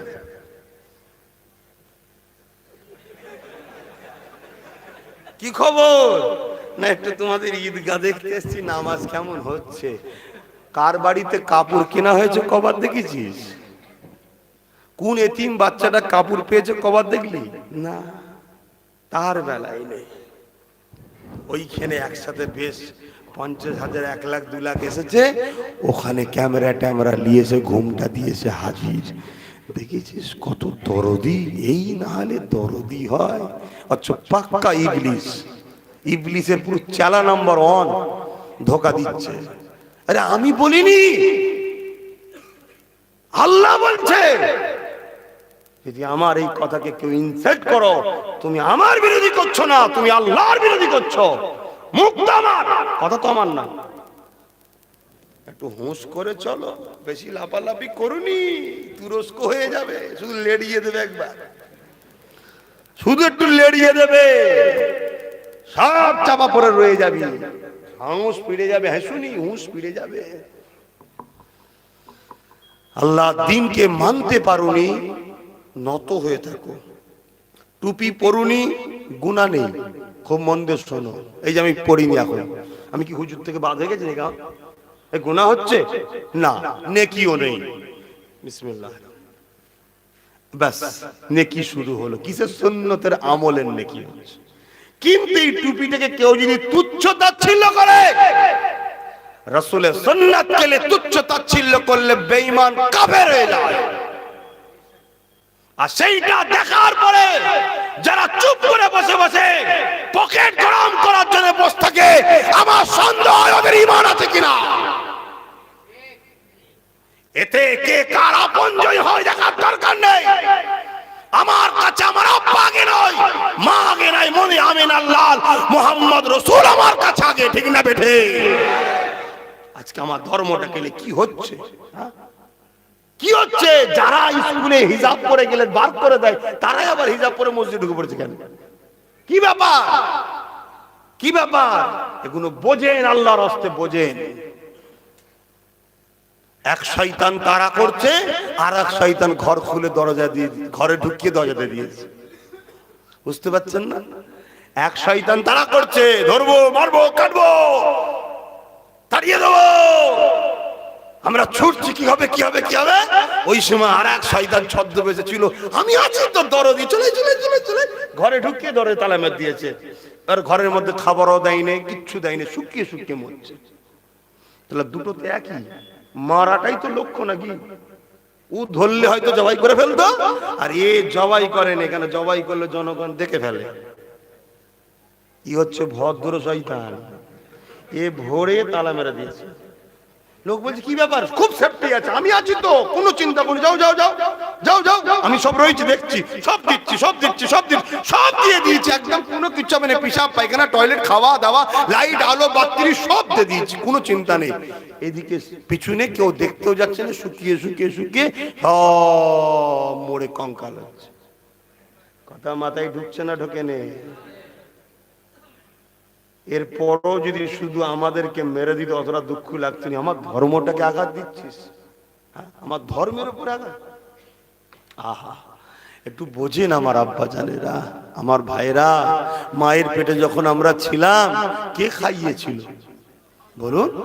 নাভির সঙ্গে নাভির কানেকশন করে দিয়েছে, মুখ দিয়ে খাওয়াইনি। কেন? আমার দাস দাসী গুনে এই মুখ দিয়ে আমায় ডাকবে, কোরআন পড়বে, হালাল খাবে, এই জন্য দেয়নি। আর আজকে আমরা সামান্য দুনিয়ায় এসে মায়ের আসার আগে মায়ের স্তনে আবার আল্লাহ দুধ পাঠিয়ে দিয়েছে, জানেন না? শুধু পাঠিয়েছে তা নয়, সিস্টেম শুনলে অবাক হয়ে যাবে। আহা, কুরবান যাক আল্লাহ। আব্বাস সিদ্দিকীকে আপনি মাফ করে দেবেন খোদা, যতটা আপনি ভালোবেসেছেন তার এক চুলো আপনার জন্য কিছু করতে পারলাম না, মাফ করে দেবেন আপনি আমায়। বলুন আল্লাহুম্মা আমিন। আল্লাহ যেন আমাদের সবাইকে মাফ করে দেয়, বলুন আল্লাহুম্মা আমিন। ঋণ শোধ করতে পারি নাকি আমরা? হ্যাঁ, দুনিয়ায় আসতার আগে মায়ের স্থানে দুধ এসে গেছে, খাদ্য আমাদের। আবার সিস্টেম কি আল্লাহ জানে। আমার বান্দাগুলো শীতকালে একটু কুসুম গরম হলে আমার বান্দার বেশ মজা লাগে, তাই মায়ের স্থানে কোনো হিটার নেই, অটোমেটিক শীতকালে আল্লাহ দুধ একটু গরম করে দেয়, জোরে বলুন সুবহানাল্লাহ। আবার আল্লাহ জানে আমার বান্দারা খুব ভিআইপি, ওরা গরমকালে আবার একটু ঠান্ডা হলে ওদের খুব ভালো লাগে। এই মায়ের স্থানে কোনো ফ্রিজও নয়, তারপরেও গরমকাল এলে অটোমেটিক আল্লাহ একটু হালকা লাইট ঠান্ডা করে দেয়, জোরে বলুন সুবহানাল্লাহ। সেই আল্লাহ যিনি এত ভালোবাসে, এত পিয়ার করে, এত কিছু দিল আমাদেরকে, সব দিল, একটু যেই ক্ষমতাশালী শক্তিশালী সেই আল্লাহই করলো। যেই হয়ে গেল অমনি কোথায় সুদ আছে, কোথায় ঘুষ আছে, কোথায় হারাম আছে, কোথায় গু গোবর কি আছে সব লিয়ে খাবো। হাসবেন না, আমি হাসাবার জন্য বলছি না, এটা বাস্তব হচ্ছে না, হয়নি? এটা বাস্তব হচ্ছে। একবার ভরসা হলো নি যে আমার আল্লাহ যখন আমি কমজোর ছিলাম তখন যদি মায়ের পেটে খাওয়াতে পারে, দুনিয়ায় আসার আগে খাবারের ব্যবস্থা করে দিতে পারে, আরে আমার প্রয়োজন তো তাহাজ্জুদ পড়ে মালিকের কাছে হাত পাতবো। 41 দিন পেতে দেখেন তো আপনাকে দেয় কি দেয় না? এত দেবে, নিয়ে উঠতে পারবেন না। ভাইয়ের আমার, একটু বুঝার চেষ্টা করেন। আবার কিছু মুসলিম আছে তাদেরকে আল্লাহ অর্থশালী করেছে, কিছু মুসলিম আছে অর্থশালী করেছে, তারা যাকাত ঠিকভাবে দেয় না, কিন্তু তারা বিভিন্ন টিম দলের জন্য হাজারো লোকের পিছনে অর্থ খরচ করে মানুষকে কিনার একটা চিন্তা করছে, কিনার গোলাম বানাবার প্ল্যান করছে। এমন আবার অনেক মুসলিম অর্থশালী আছে, তারা ওই এতিম গরিব বিধবা বাচ্চাদের নিঃস্বার্থে তাদের পিছনে খরচ করে পড়ানো, দেখাশোনা, তাদের ভবিষ্যৎ গড়া, তাদেরকে সমাজের মূল স্রোতে নিয়ে আসা, এই চিন্তা নাই। ভাইয়ের আমার কথায় কি আপনারা কষ্ট পেয়েছেন? খুব মন দিয়ে শোনেন, বোঝার চেষ্টা করেন। আহা, আল্লাহ পাক কত ভালোবেসে কত রকম খাবার দিল আমাদের, দেখা দেখি নেই, যা পাচ্ছি তাই খেয়ে নিচ্ছি। শোনেন, ঈমান এমন একটা জিনিস, যেমন অন্ধকারের আলো এক জায়গায় থাকতে পারে না, ঈমান হৃদয় থেকে বেরিয়ে যাবে যখন আপনার শরীরে হারাম খাদ্য ঢুকবে।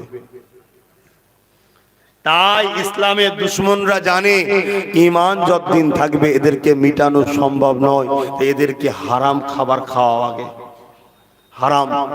একটা লোক আপনার বাড়ি সুদের ব্যবসা করে আপনার এলাকায়, বুঝাবার জন্য বলছি, একটা লোক এখন আপনাকে ফার্নিচারের কাজ দিয়েছে, তার বাড়িতে ফার্নিচার হবে, আপনি ফার্নিচার মিস্ত্রি কাজ করছেন, বা ইলেকট্রিক মিস্ত্রি আপনাকে ইলেকট্রিকের কাজ দিচ্ছে, সবাই শুনছেন তো? হসপিটালে বলবেন, আমি দোয়া করে দেবো। বা মার্বেল মিস্ত্রি আপনাকে মার্বেলের কাজ দিয়েছে, বা বিল্ডিং কন্ট্রাক্টের কাজ দিয়েছে, আপনি তার বাড়ি কাজ করতে গিয়ে 1 লাখ হোক আর 10 লাখ হোক বিল হয়েছে, 1 লাখ হোক 10 লাখ হোক বিল হয়েছে, আর ওই সুদখোর আপনাকে 1 কাপ ফ্রিতে চা খাওয়াচ্ছে। 1 কাপ ফ্রিতে চা খাওয়াটা আপনার জন্য হারাম তার বাড়ি, শুনছেন? কিন্তু এই 10 লাখ বিল হয়েছে, এটা লিয়া আপনার জন্য হালাল। কিছু বুঝতে পারলেন? কেন? এটা আপনার অধিকার, এটা আপনার পাওনা। পাওনা নিন, ভিক্ষা নেবেন না। কেন? ভিক্ষা আপনার যদি 1 কাপ চাও হয়, ওটা হারামের হলে হারাম খাওয়া হলো, ওতে হারাম রক্ত হবে, কোনোদিন হালাল রক্ত হবে না, ভালো কাজে লাগবে না আপনার রক্তটা। তাই মেহনত করুন, খাটুন, পারিশ্রমিক নিন। আপনাকে আমায় দয়ার ভিক্ষা দিতে হবে না। আমাকে যিনি বাঁচিয়ে রেখেছেন একমাত্র তার দয়ারই ভিক্ষা আমরা আশা রাখি, কারো দয়ার ভিক্ষা চাই না। জোরে বলুন সুবহানাল্লাহ। তো ভাইরা আমার, আজ আমরা একটু অভাব হলে অমনি ব্যাস আর দিশেহারা। কি করব বলেন না? কারবার চালাতে গেলে, ছেলে মানুষ করতে গেলে এই করতে আর করতে হয়। আরে এই পৃথিবীতে একটা সংসার আছে, ছিল, সেই সংসারটা তিনার দুটো বাচ্চা অসুস্থ হয়েছিলেন। নিয়ত করলেন যে আল্লাহ, আপনি যদি আমার বাচ্চা দুটোর বিমারকে ভালো করে দেন, আমি ওয়াদা করছি 3টে রোজা রাখবো, 3টে রোজা রাখবো। আল্লাহর মর্জি, ভালো হয়ে গেল। তো রোজা রাখবে, সেহরিতে কি খাবে? কিছু নাই, পানি দিয়ে ইফতার করতে বসেছে। আর যখন রোজা রেখেছে, শুধু যিনি ওয়াদা আল্লাহর কাছে মান্নত করেছে, ওয়াদা করেছে রোজা রাখবো, তিনি শুধু একা রাখেনি, তিনার ওই দুটো ছেলেও রোজা রাখছেন, তিনার স্বামীও রোজা রাখছেন, ঘরে একজন কাজের মহিলা ছিল, তিনিও রোজা রেখেছেন। তো সবাই মিলে বসেছে, কিছু জবের আটার রুটি আর কয়েকটা খেজুর নিয়ে ইফতার করবে। ঠিক এমন সময় দরজার গোড়ায় সালামের আওয়াজ এসছে। সালামের আওয়াজ এসছে যে আপনি বড় পরিবারের, আপনাদের দরবার থেকে কেউ কখনো ফিরে যায় না, আমি বড় ক্ষুধার্ত, আমাকে কিছু খেতে দিন। খাবারটা এত সামান্য ছিল যে বাইরের কোনো মানুষকে দিতে গেলে পুরোটা না দিলে দিবার মতোও নয়, তাও পুরোটা দিলেও হবে না। তা কি করবে? পুরোটাই দিয়ে দিল, পানি দিয়ে ইফতার করলো। বাচ্চারাও কিছু বললো না, স্বামীও কিছু বললো না, কাজের মানুষ তো কিছুই বললো না। পরের দিন ওই খাতুনটা, ওই মহিলাটা, উনি আবার রোজা রাখছে। কেন? ওয়াদা করেছিলেন 3টে রোজা। আবার সেহরিতে পানি, আবার ইফতারে সামান্য কিছু নিয়ে বসেছে। আবার একজন মুসাফির আওয়াজ দিয়ে বলছে, আপনাদের দরবার থেকে কেউ ফিরে যায় না, আপনারা খুব দয়ালু, আমায় কিছু দিন, আমি ক্ষুধার্ত। আবার দিয়ে দিয়েছে। আবার ইফতারে পানি, আবার পরের দিন সেহরিতে পানি, আবার পরের দিন ইফতারে কিছু নিয়ে বসেছে। আবার সেই একজন এসে হাজির, আবার তাকে দিয়ে দিয়ে ইফতার পানি। 3 দিন সেহরিতে পানি, 3 দিন ইফতারে পানি। তথাপিও আসমানের দিকে মুখ তুলে বলেছিল, আল্লাহ আল্লাহ, আপনার দাসীকে আপনি জিহালে রেখেছেন, আপনার দাসী তাতেই খুশি। জোরে বলুন সুবহানাল্লাহ। আল্লাহ, আপনার দাসী আপনার উপরে অখুশি নয়। আপনি যদি আমাকে 3 দিন না খাইয়ে খুশি হন, তা আপনার খুশির জন্য আপনার দাসী 3 দিন না খেয়ে থাকতে পারবে না? আপনি তো আমাকে কত ভালোবাসলেন, দুটো হাত, পা, চোখ, কান, জিন্দেগি সব দিলেন। 3টে দিন আমাকে একটু পানি খাইয়ে সেহরি আর ইফতার করিয়েছেন, এত ভেঙে পড়ার কি আছে? তা আল্লাহ তো আমাকে, আপনাকে ডাল ভাত তো রোজই খাওয়াচ্ছে, না হয় গোশ মাছটা একটু নাই হয়নি, এত ভেঙে পড়ার কি আছে যে হারাম খেতে হবে? এর পিছনে ঘুরতে, ওর পিছনে ঘুরতে হবে? অন্যায় করছে দেখছো, তাও ঘুরছো 200 টাকা পাওয়ার জন্য। হ্যাঁ, আল্লাহর রাস্তায় ফিরে আসো। এই মহিলাটা কে ছিলেন? আহা, আমার রসুলের শরীরের একটা টুকরো, কলিজার টুকরি, খাতুনে জান্নাত ফাতেমা জাহরার কথা বলছি। জোরে বলুন সুবহানাল্লাহ। আরো জোরে হবে না সুবহানাল্লাহ? নারে তাকবীর। আর দুটো বাচ্চা, হাসান হোসাইন, স্বামী মৌলা আলী। কারা তারা? যাদের জন্য জান্নাত ইন্তজারে আছে। কিয়ামতের দিন যখন খাতুনে জান্নাত যাবে, ফেরেশতারা ঘোষণা দেবে, আহলে মাশার সবাই মাথা হেট করো, নিগাহকে, চোখকে জমিনের দিকে করো। কেন? জান্নাতের সরদারিনী খাতুনে জান্নাত যাচ্ছে। জোরে বলুন সুবহানাল্লাহ। ফাতেমা জাহরা বলবেন, আল্লাহ আমি বিচার চাই। কি বিচার? আমার লালটাকে কারবালাতে কেন মেরেছিল? আমার লাল কি করেছে? কি অন্যায় করেছিল আমার হুসাইন? আল্লাহ তাকে এইভাবে কেন মারলো? শোনেন, সেই ফাতেমা হুজুর, তিনি কোরাইশ, আমাকে আল্লাহ কোরাইশ বংশে দিয়েছে। যারা অন্যায় করে আমার ভাইয়ের উপর জুলুম করেছেন, কিয়ামত দিন তৈরি থাকেন তারা। তারা তৈরি থাকেন। আমার ভাই কোনো অন্যায় করেনি, রাজনীতি করা ইসলামে জায়েজ জায়েজ জায়েজ, দুর্নীতি করা হারাম। আমার ভাই যদি দুর্নীতি করে থাকে একটা প্রমাণ দিন, আমার ভাইয়ের শাস্তি আমি নিজে হাতে দেবো। তৈরি থেকে যান। কি ভাবছেন আল্লাহ ছাড় দিয়েছে? ছেড়ে কিন্তু দেয়নি। খাতুনে জান্নাত বলবে, আল্লাহ আমার বাচ্চা তো এজিদ অন্যায় করেছিল, তার বিরোধী করেছিল, তাকে সাপোর্ট করেনি, তাই আমার বাচ্চাকে মেরে দিয়েছে, আজকে তার বিচার চায়। আমার রাসূল পাক সাল্লাল্লাহু আলাইহি ওয়াসাল্লাম পাশে দাঁড়িয়ে থাকবেন। আল্লাহ বলবেন, হাবিব তোমার কলিজার টুকরি কি বলছে দেখো। আমার ফাতেমা, আমার রাসূলুল্লাহ বুঝাবে, মা তুমি যাও, তোমার বাচ্চার বিচারে হিসাব নিকাশ আমি আল্লাহর কাছ থেকে করে নেবো। জোরে বলুন সুবহানাল্লাহ। এর পিছনে অনেক বড় ইতিহাস আছে। আমি যেটা বলতে চাইছি, তারা কতটা ত্যাগ স্বীকার করেছে, অথচ তারা দুনিয়া থেকে সার্টিফিকেট পেয়েছে তোরা জান্নাতি। আমি আব্বাস সিদ্দিকী জান্নাত যাব কি সার্টিফিকেট নাই আমার, আমি জানি না। যদি আমার আল্লাহ দয়া করে, যদি কামলিওয়ালার ওসিলায় শাফাত পাই, আল্লাহ যদি দয়া করে, যদি একটুখানি আল্লাহ জায়গা দেয়, এই আশায় বসে আছি। কিন্তু যদি বলে বেরিয়ে যা, বাস বরবাদ, ধ্বংস হয়ে যেতে হবে। কিচ্ছু করার নেই। আল্লাহ হুজুরের মুখাপেক্ষী নয় যে হুজুরের ছেলে, একে মাফ করতেই হবে, এমনটা নয়। দয়া করে বলে যাচ্ছি, তাহলে আমার যুব সমাজ, আমার বোন কি করছো? আজকে মুসলিম মেয়েরা নাচ শিখতে যায়। হ্যাঁ, আমার হিন্দু ভাইয়েরা তারা তাদের ধর্ম করছে, করুক, যাক, তাদের ধর্মের কোন রকম বিরোধী করা আর করা ইসলাম আমাকে ইজাজত দেয়নি। কিন্তু আমার ঘরের মেয়েরা স্কুলে কি একটা অনুষ্ঠান হয়, সেজে গুজে সেখানে যাচ্ছে, হ্যাঁ কি? অথচ তার বাড়িতে হাজি আছে, তার বাড়িতে ভালো ভালো লোক আছে।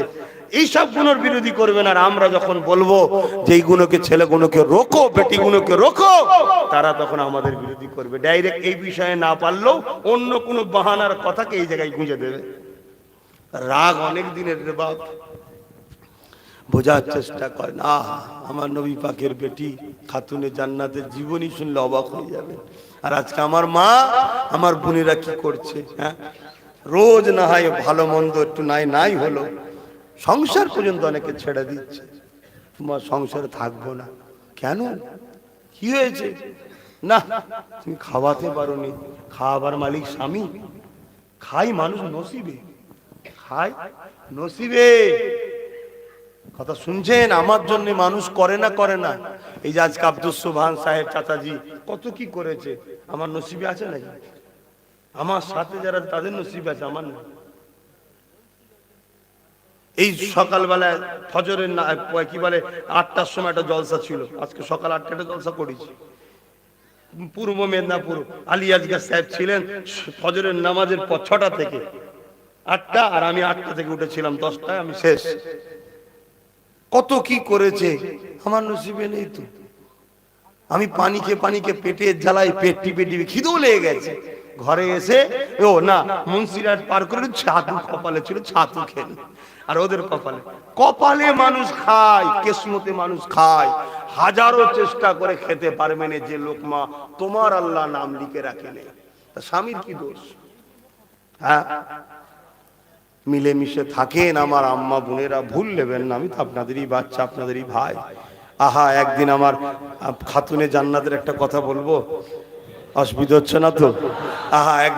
একদিন হাসান হোসাইন হুজুর আর আমার রাসূলের পাকের কলিজার টুকরি খাতুনে জান্নাত আর মওলা আলী কয়েকদিন ঘরে কিছু নেই খাবার, শুধু পানি খেয়ে আছে। একদিন মওলা আলী বলছেন, তো তোমার আব্বার কাছে একটু আমি যাই। কেন? হুজুরের কাছে, নবীর কাছে লোক নজরানা দিতেন। আজকাল এখানে আরেকটা কথা বলে দিই, আমি দেখি অনেকে কমেন্টে নজরানাটাকে ধর্ম ব্যবসা বলছেন। অনেকে মুসাফা করে আমাদের নজরানা দেয় না, এটাকে অনেকে কমেন্টে লিখেছে ধর্ম ব্যবসা। খুব সাবধান, আল্লাহ ভাষা দিয়েছে বলে লিখছেন। মুসাফা করে নজরানা দেওয়া, খুশি করে তার ভালোবাসার মানুষকে, সেটা বাপও হতে পারে, মাও হতে পারে, ইমাম হতে পারে, মুফতি হতে পারে, আলেম হতে পারে, বা কোনো তার মুর্শিদ, গাইডম্যান, আরবিতে বলে মুর্শিদ বা ইংলিশে গাইডম্যান, বাংলায় পথ প্রদর্শক, ফার্সিতে পীর। তাকে যদি দেয় মুসাবা করে খুশি করে, এটাকে বলা হয় নজরানা। এটা নিয়াও সুন্নাত, দিয়াও সুন্নাত। এটাকে আপনি কোথায় জুড়ছেন? একটু লাগাম লাগান, আল্লাহ জবাব চাইবে। কিন্তু কেন? যারা দিবা দিয়ে যাবে, আপনি বিরোধী করে আপনি ঠকে যাচ্ছেন। বোঝার চেষ্টা করুন। তো যাই হোক, তা হুজুরের কাছে অনেক ধনী সাহাবা আছে, আমাদেরও অনেক গরিব ভালোবাসার মানুষ, ধনী ভালোবাসার মানুষ মুসাফা করে 500 দেয়, 2000 দেয়, 1000 দেয়। গরিব মানুষ এসে 10 টাকা দেয়। কেউ আবার খালি হাতে মুসাফা করে না? হ্যাঁ, যার যেমন আওকাত আছে। কেউ আবার বাড়ির একটা কুমড়ো নতুন হয়েছে নিয়ে আসে, আমার হুজুরকে দেবো, কি আমার মুফতিকে দেবো, আমার মাওলানাকে দেবো, আমার ইমামকে একটু প্রথম দিই। ইমাম সাহেব মানুষ, খেতে হয়েছে, হুজুর একটু লেন মাওলানা সাহেব। এটা ভালোবাসা। কেউ আবার প্রথমে আম্মাকে দেয়, আম্মা আমি এই কারবার করেছিলাম আজকে, বা এই চাষ করেছিলাম, প্রথম ফলটা একটু আপনি নেন। কথা বুঝা? সব ভালোবাসা দেয়। তো যেই এবারে এই যখন রসুল পাকের সাহাবী হযরত আলী বলছেন যে খাতুনে জান্নাত কে, তিনার স্ত্রীকে, যে আমি রসুলুল্লাহর কাছে একটু যাই, উনাকে তো অনেকে নজরানা দেয়, যদি কিছু পাই নিয়ে আসবো, তাহলে আমরাই তো কয়েকদিন খাওয়া হয়নি। হযরত খাতুনে জান্নাত বললেন যান। তা গেলেন। অনেকক্ষণ পরে কি ঘর তাদের ছিল। আল্লাহ, আপনি যদি মাফ না করেন আব্বাস বাঁচবে না। আপনাদের কি হবে আমি জানি না, আমার বাঁচা খুব মুশকিল। তিনাদের কি উপায় হয়েছে আর আমি কি করছি আমরা। তেমন সময় হযরতে মাওলা আলী আসছেন, আল্লাহ নবীর জামাতা, এসে ঘরের বাইরে থেকে সালাম দিচ্ছে। আপনারাও সালাম দেবেন, প্রত্যেকটা স্বামীকে বলছি, ঘরে গিয়ে স্ত্রীকে বাইরে থেকে সালাম দেবেন। সালাম দিলে কি হয়? আসসালামু আলাইকুম ওয়া রাহমাতুল্লাহি ওয়া বারাকাতুহু, শান্তি রহমত বরকত বর্ষণ হোক। কথাটা ভালো না খারাপ? ধরুন বউটা খারাপ হতে পারে, মেন্টালিটি খারাপ, একটু রাগী লোক, কি মিজাজ হয়তো আছে, হতে পারে, আল্লাহর সৃষ্টি। এই বারবার বলছেন আল্লাহ শান্তি রহমত বর্ষণ হোক, আল্লাহ শান্তি রহমত বর্ষণ হোক, আল্লাহ শান্তি রহমত। একবার সালাম দিলেন, আবার কিছুক্ষণ কাজ করে দিলেন, 1 মাস 2 মাস 3 মাস, একবার তো আপনার দোয়া কবুল হয়ে যেতে পারে। এটা দোয়া তো। আল্লাহ করে আপনার বিবিকে আল্লাহ অনেক সুন্দর ভালো করে দেবে, তা আপনার জন্য ভালো তো। আম্মারাও বোনেরাও স্বামীকে সালাম দেবেন, ওয়ালাইকুম আসসালাম ওয়া রাহমাতুল্লাহি ওয়া বারাকাতুহু, আপনার উপরও শান্তি রহমত বরকত হোক। একবার যদি স্ত্রীর দোয়াও কবুল হয়ে যায়, বাস আপনারও কপাল খুলে যাবে। এই জন্য একে অপরকে সালাম দেবেন। আমাদের তো সালাম দিন হেসে ফেলবে যে কোনোদিন দেয়নি, 70 বছর বয়স আমি সালাম দিচ্ছ। বিপদের শেষ নেই, শিক্ষার কোনো শেষ নেই, দুলনা থেকে কবর শিক্ষার শেষ নাই। হাসার কিছু নেই, ধর্মকে নিয়ে ঠাট্টার কি করতে নাই, দেবেন। তা আমার রসুলের জামাতা হযরত আলী ঘরের কাছে এসে সালাম দিয়েছে। ভেতর থেকে খাতুনে জান্নাত সালামের জবাব দিয়েছে। জবাব দিয়ে আর খুলেছে, খুলে দেখছে স্বামীর মনটা মরা। ওইখানেই জিজ্ঞেস করছেন যে আপনার মন মরা কেন?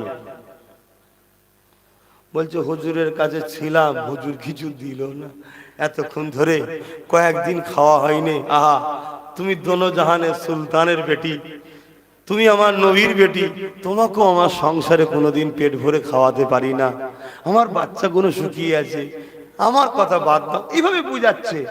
হযরতে খাতুনে জান্নাত বলছে আপনি তো আমার রসুলের একটা বড় সাহাবী এবং ইলমের দরজা, আপনি কি ভুলে গেছেন কোরআনের ওই আয়াতটা, আল্লাহ সবরকারীর সাথেও আছে এবং শুকরকারীর সাথেও আছে। জোরে বলুন সুবহানাল্লাহ।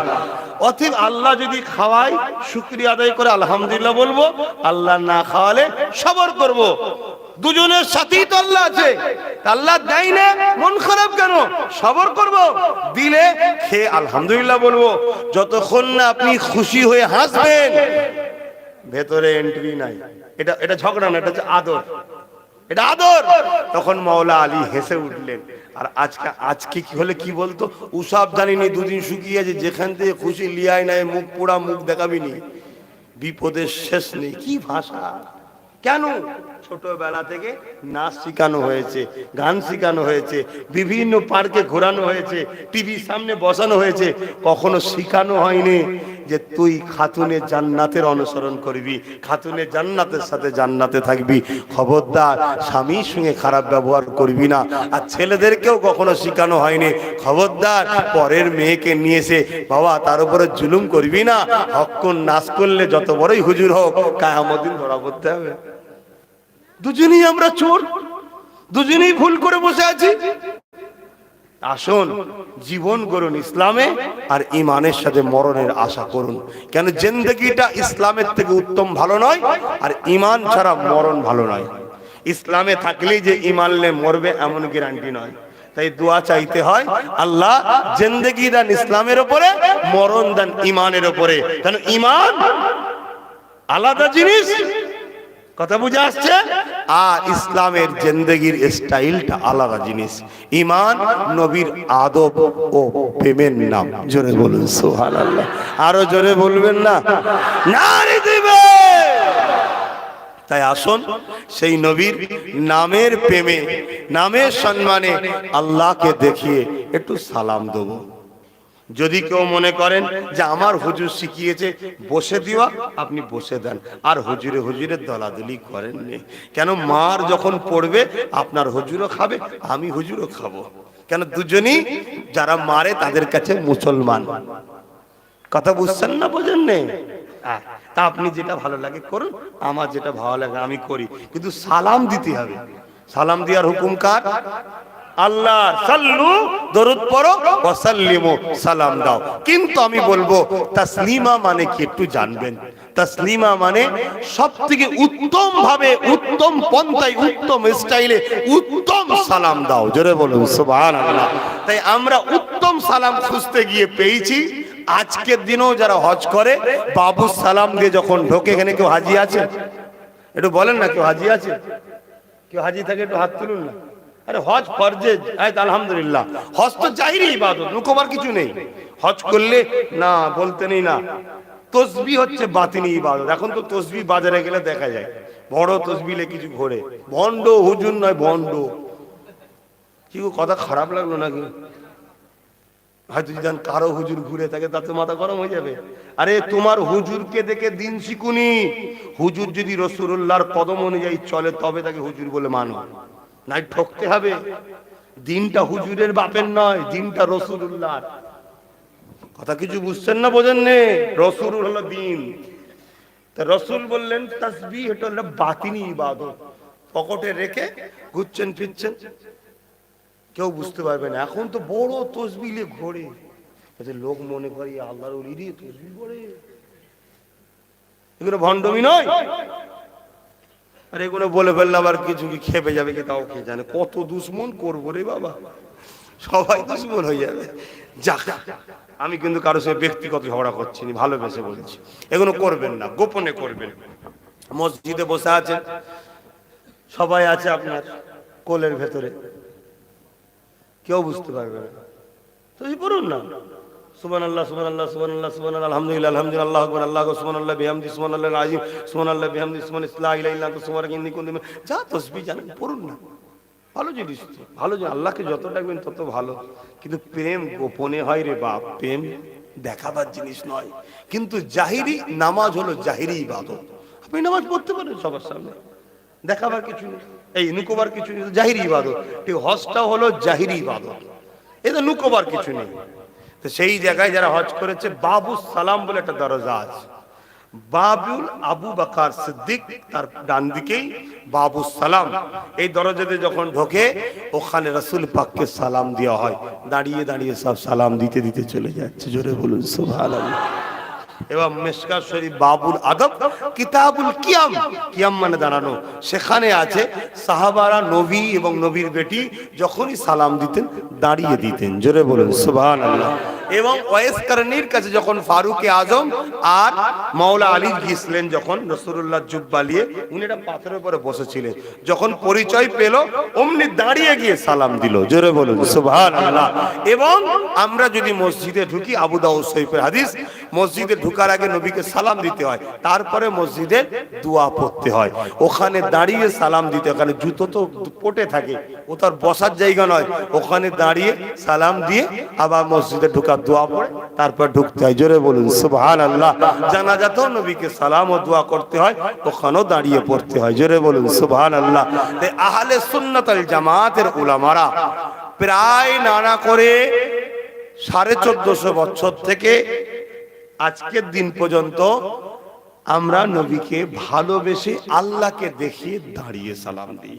কিন্তু কেউ যদি বসে দেয় তাকে আমরা কাফের বেঈমান বলে ঘাড়ে লাথি মেরে বার করতে এটা বলি না। কেন? বেয়াদবি হবে।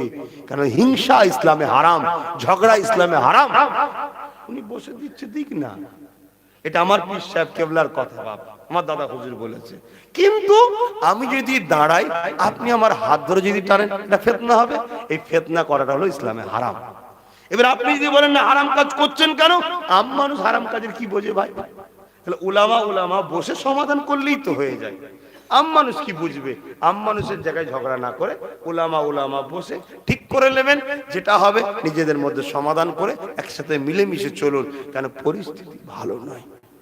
যদি বোঝার হয় বুঝুন, না বোঝার হয় আর কিছু করার নেই। আমি দাঁড়িয়ে দেবো রাসূলের প্রেমে। ইয়া নবী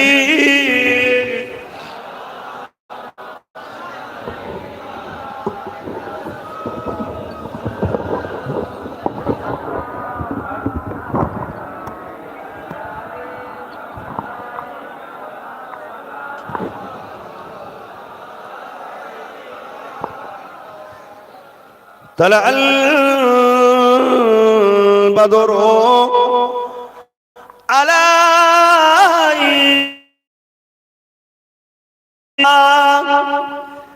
من ثنيات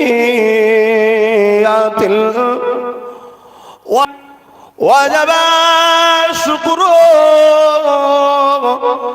علينا ماذا لله أهداي يا نبي سلام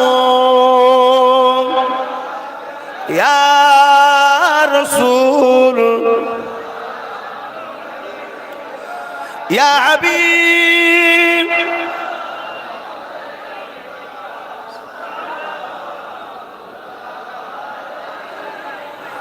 কঠিন হাসরের দিনে কি আছে মোদের কপালে, গুনাহগার উম্মাহ আত আপনার লইবেন সঙ্গে মাশরে। নবী সালাম ইয়া রাসূল ইয়া হাবিব সালাম সালাওয়াতুল্লাহ।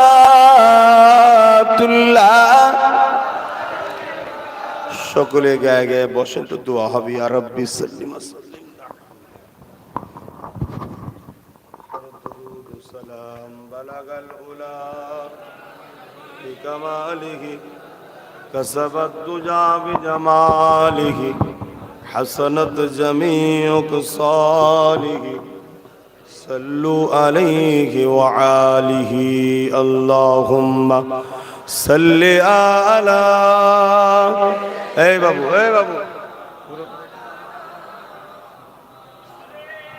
না,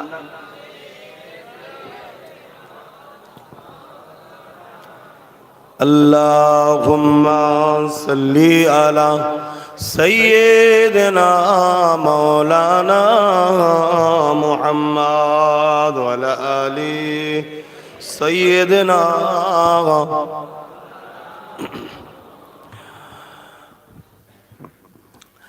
রাতের আধারে যারা সেজদাতে রয়, দু চোখের স্রোতে নদী যেন বয়। রাতের আধারে যারা সেজদাতে রয়, দু চোখের স্রোতে নদী যেন বয়, ছলনার চানি যত আসুক, ছলনার চানি যত আসুক, পিছনে ফিরো তাকায় না যাদের হৃদয়ে আছে আল্লাহর ভয়, তারা কভু নবী ভুলে যায় না। আল্লাহুম্মা সাল্লি আলা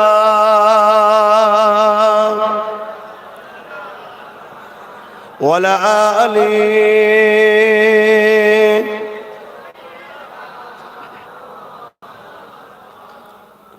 আমার আব্বা জানেরা আরো হযরতরা আছেন, হুজুর কেবলারাও শুনছি আছেন, একের পর এক আসবে। আমি যা কিছু বললাম কেউ কষ্ট পেলেন, ব্যথা পেলেন, আমি এতটুকু বলবো, ছেলে হিসাবে আব্বাদের কাছে, ভাই হিসাবে ভাইদের কাছে, ছেলে হিসাবে মায়েদের কাছে, ভাই হিসাবে বোনদের কাছে, সব কিছুর ওপরে সব থেকে সবার আগে আল্লাহ ও আল্লাহর রসুলকে সম্মান, আদব, প্রেম, গুরুত্ব, প্রাধান্য দেবেন সব কিছুর উপরে। ছেলের সাথে যদি আল্লাহ রসুলের মতনৈক্য হয় কথার সাথে, ছেলে যাক বেরিয়ে যাক, আল্লাহ রসুল আমার কাছে আগে সব কিছুর উপরে। নেতা, পীর সাহেব, যেই হোক, সব কিছুর উপরে আল্লাহ ও রসুলকে আগে প্রাধান্য দেবেন।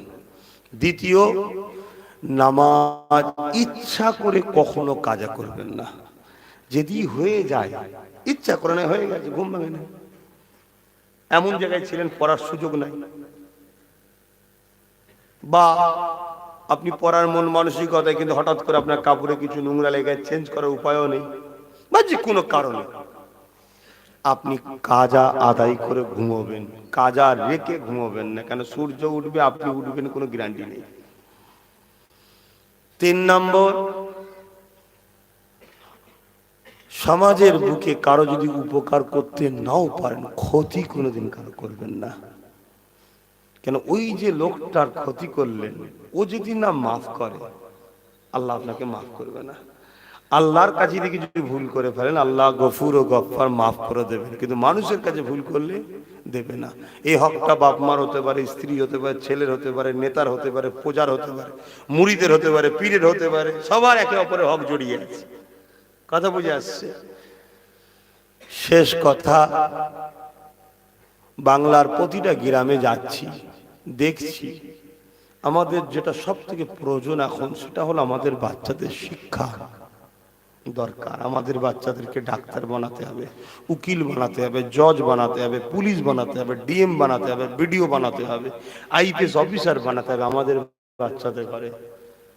না হয় বাপ নুন যতটুকু প্রয়োজন ততটুকু নেয়, বাকি কিন্তু ঝেড়ে ফেলে দেয়। যতক্ষণ লিভার দরকার তেজপাতাকে নেয়, তারপরে কিন্তু চুষে ফেলে দেয়, আমাদেরকে কিন্তু শেষ করে ফেলবে। আর আপনাদের বাঁচাতে যে কথাগুলো বলবো, মনে রাখবেন, প্রত্যেকটা কথায় 100টা করে দুশ্মন বাড়ছে আমার। তথাপিও বলছি, কেন? আপনাদেরকে ভালোবাসি আল্লাহর জন্য, নবীর জন্য। কেন নবী আজও আপনাদের জন্য কাঁদছে, মানেন তো আপনারা? নবী হায়াতুন নবী, কাঁদছে, কিন্তু এই হায়াতটা নবীকে কে দিয়েছেন? আল্লাহ। ফুরফুরা ওয়ালারাও নবীকে হায়াতুন নবী মানে, দেওবন্দি ওয়ালারাও নবীকে হায়াতুন নবী মানে। কেন দেওবন্দ মাদ্রাসা যিনি প্রতিষ্ঠাতা কাসেম নান্তুবি সাহেব, উনি একটা কিতাব লিখেছে, তাতে রসুলকে হায়াতুন নবী প্রমাণ করেছে। এই জন্যে বলেছে যে নবীর বিবিকে অন্যজনদের বিবাহ করা হারাম। কেন? তিনি তো বেঁচে আছেন, নেকা কাটেনি। কথা বুঝছেন? এবং বেরেলিরাও নবীকে হায়াতুন নবী মানে। কথা বুঝে? কারামত আলী জোনপুরি, ইনারাও নবীকে হায়াতুন নবী মানে। এশিয়া মহাদেশে এই তো এরাই দিনের তো প্রচার করেছে। তো যাই হোক, আমি যেটা বলছি, সেই নবীর জন্য ভালোবাসি। তাই বাংলার যেখানেই যাচ্ছি একটা কথা জিজ্ঞেস করছি, সেটা হলো এটাই, আমি একটা ইউনিট, একতা তৈরি করছি ফুরফুরা শরীফ আহলে সুন্নাত ওয়াল জামাত দ্বারা, এবং ওই ইউনিট দ্বারা প্রতিটা গ্রামের আগামী দিন দায়িত্ব নিতে চাইছি। যেমন এলাই নাকি বলে দত্তক, ওই দত্তক নিতে চাইছি। শিক্ষাদের ইজ্জতের সঙ্গে বাঁচা এবং সুচিকিৎসা ও সুস্থ জিন্দেগির সঙ্গে থাকা, ইজ্জতের রুটি, ইজ্জতের খাওয়া। আপনারা যদি মনে করেন যে আমার সাথ দেওয়া দরকার, তাহলে আপনারা আগিয়ে আসুন, অবশ্যই আপনাদের পাশে আমি থাকব। কথা বুঝে আসছে? আর যদি মনে করেন যে না তোমাদের প্রয়োজন নেই, আমাদের ওই জালিম চোর ছাঁচড়াগুলোই ঠিক আছে, তো বাবা আমার কিছু করার নাই, তবে আগামী দিন কিন্তু আপনি আর সুযোগ পাবেন। এই বাবা বস না। আচ্ছা বসে পড়ো, ঠিক আছে, ভালো ছিল, সত্য কথা বলে। মিথ্যা কথা হলো গুনার মা। যেমন বাপ মা, মায়ের মর্যাদা সব থেকে বড়, মিথ্যা গুনার মধ্যে সব থেকে বড়। একটা মিথ্যা কত দিকে আমাদেরকে ফাঁসাই জানে। তো যাক, আমি আর কথা বাড়াচ্ছি না, বিদায় নেব। আসুন আল্লাহ পাকের দরবারে একটু দোয়া চাইবো। 5 ওয়াক্ত নামাজ পড়বেন, একবার রোজা রাখবেন, বাপ মার খেদমত করবেন, হালাল খাবেন, হারাম থেকে দূরে থাকবেন, লোভ লালসা করবেন না, ন্যায়ের পক্ষে থাকবেন, অন্যায়ের বিরুদ্ধে থাকবেন। কথা বুঝে আসছে? এখন কি নামাজ হবে তারপরে জলসা? নামাজ হবে তারপরে জলসা, আজান হবে, নামাজ, তারপরে জলসা। আল্লাহুম্মা আমিন। अल्लाह हमारे अब्बा गुनों के लिए, माँ बुन गुनों के लिए, भाई गुनों के लिए, छोटे छोटे बच्चा गुनों के लिए, बुन गुनों के पर्दे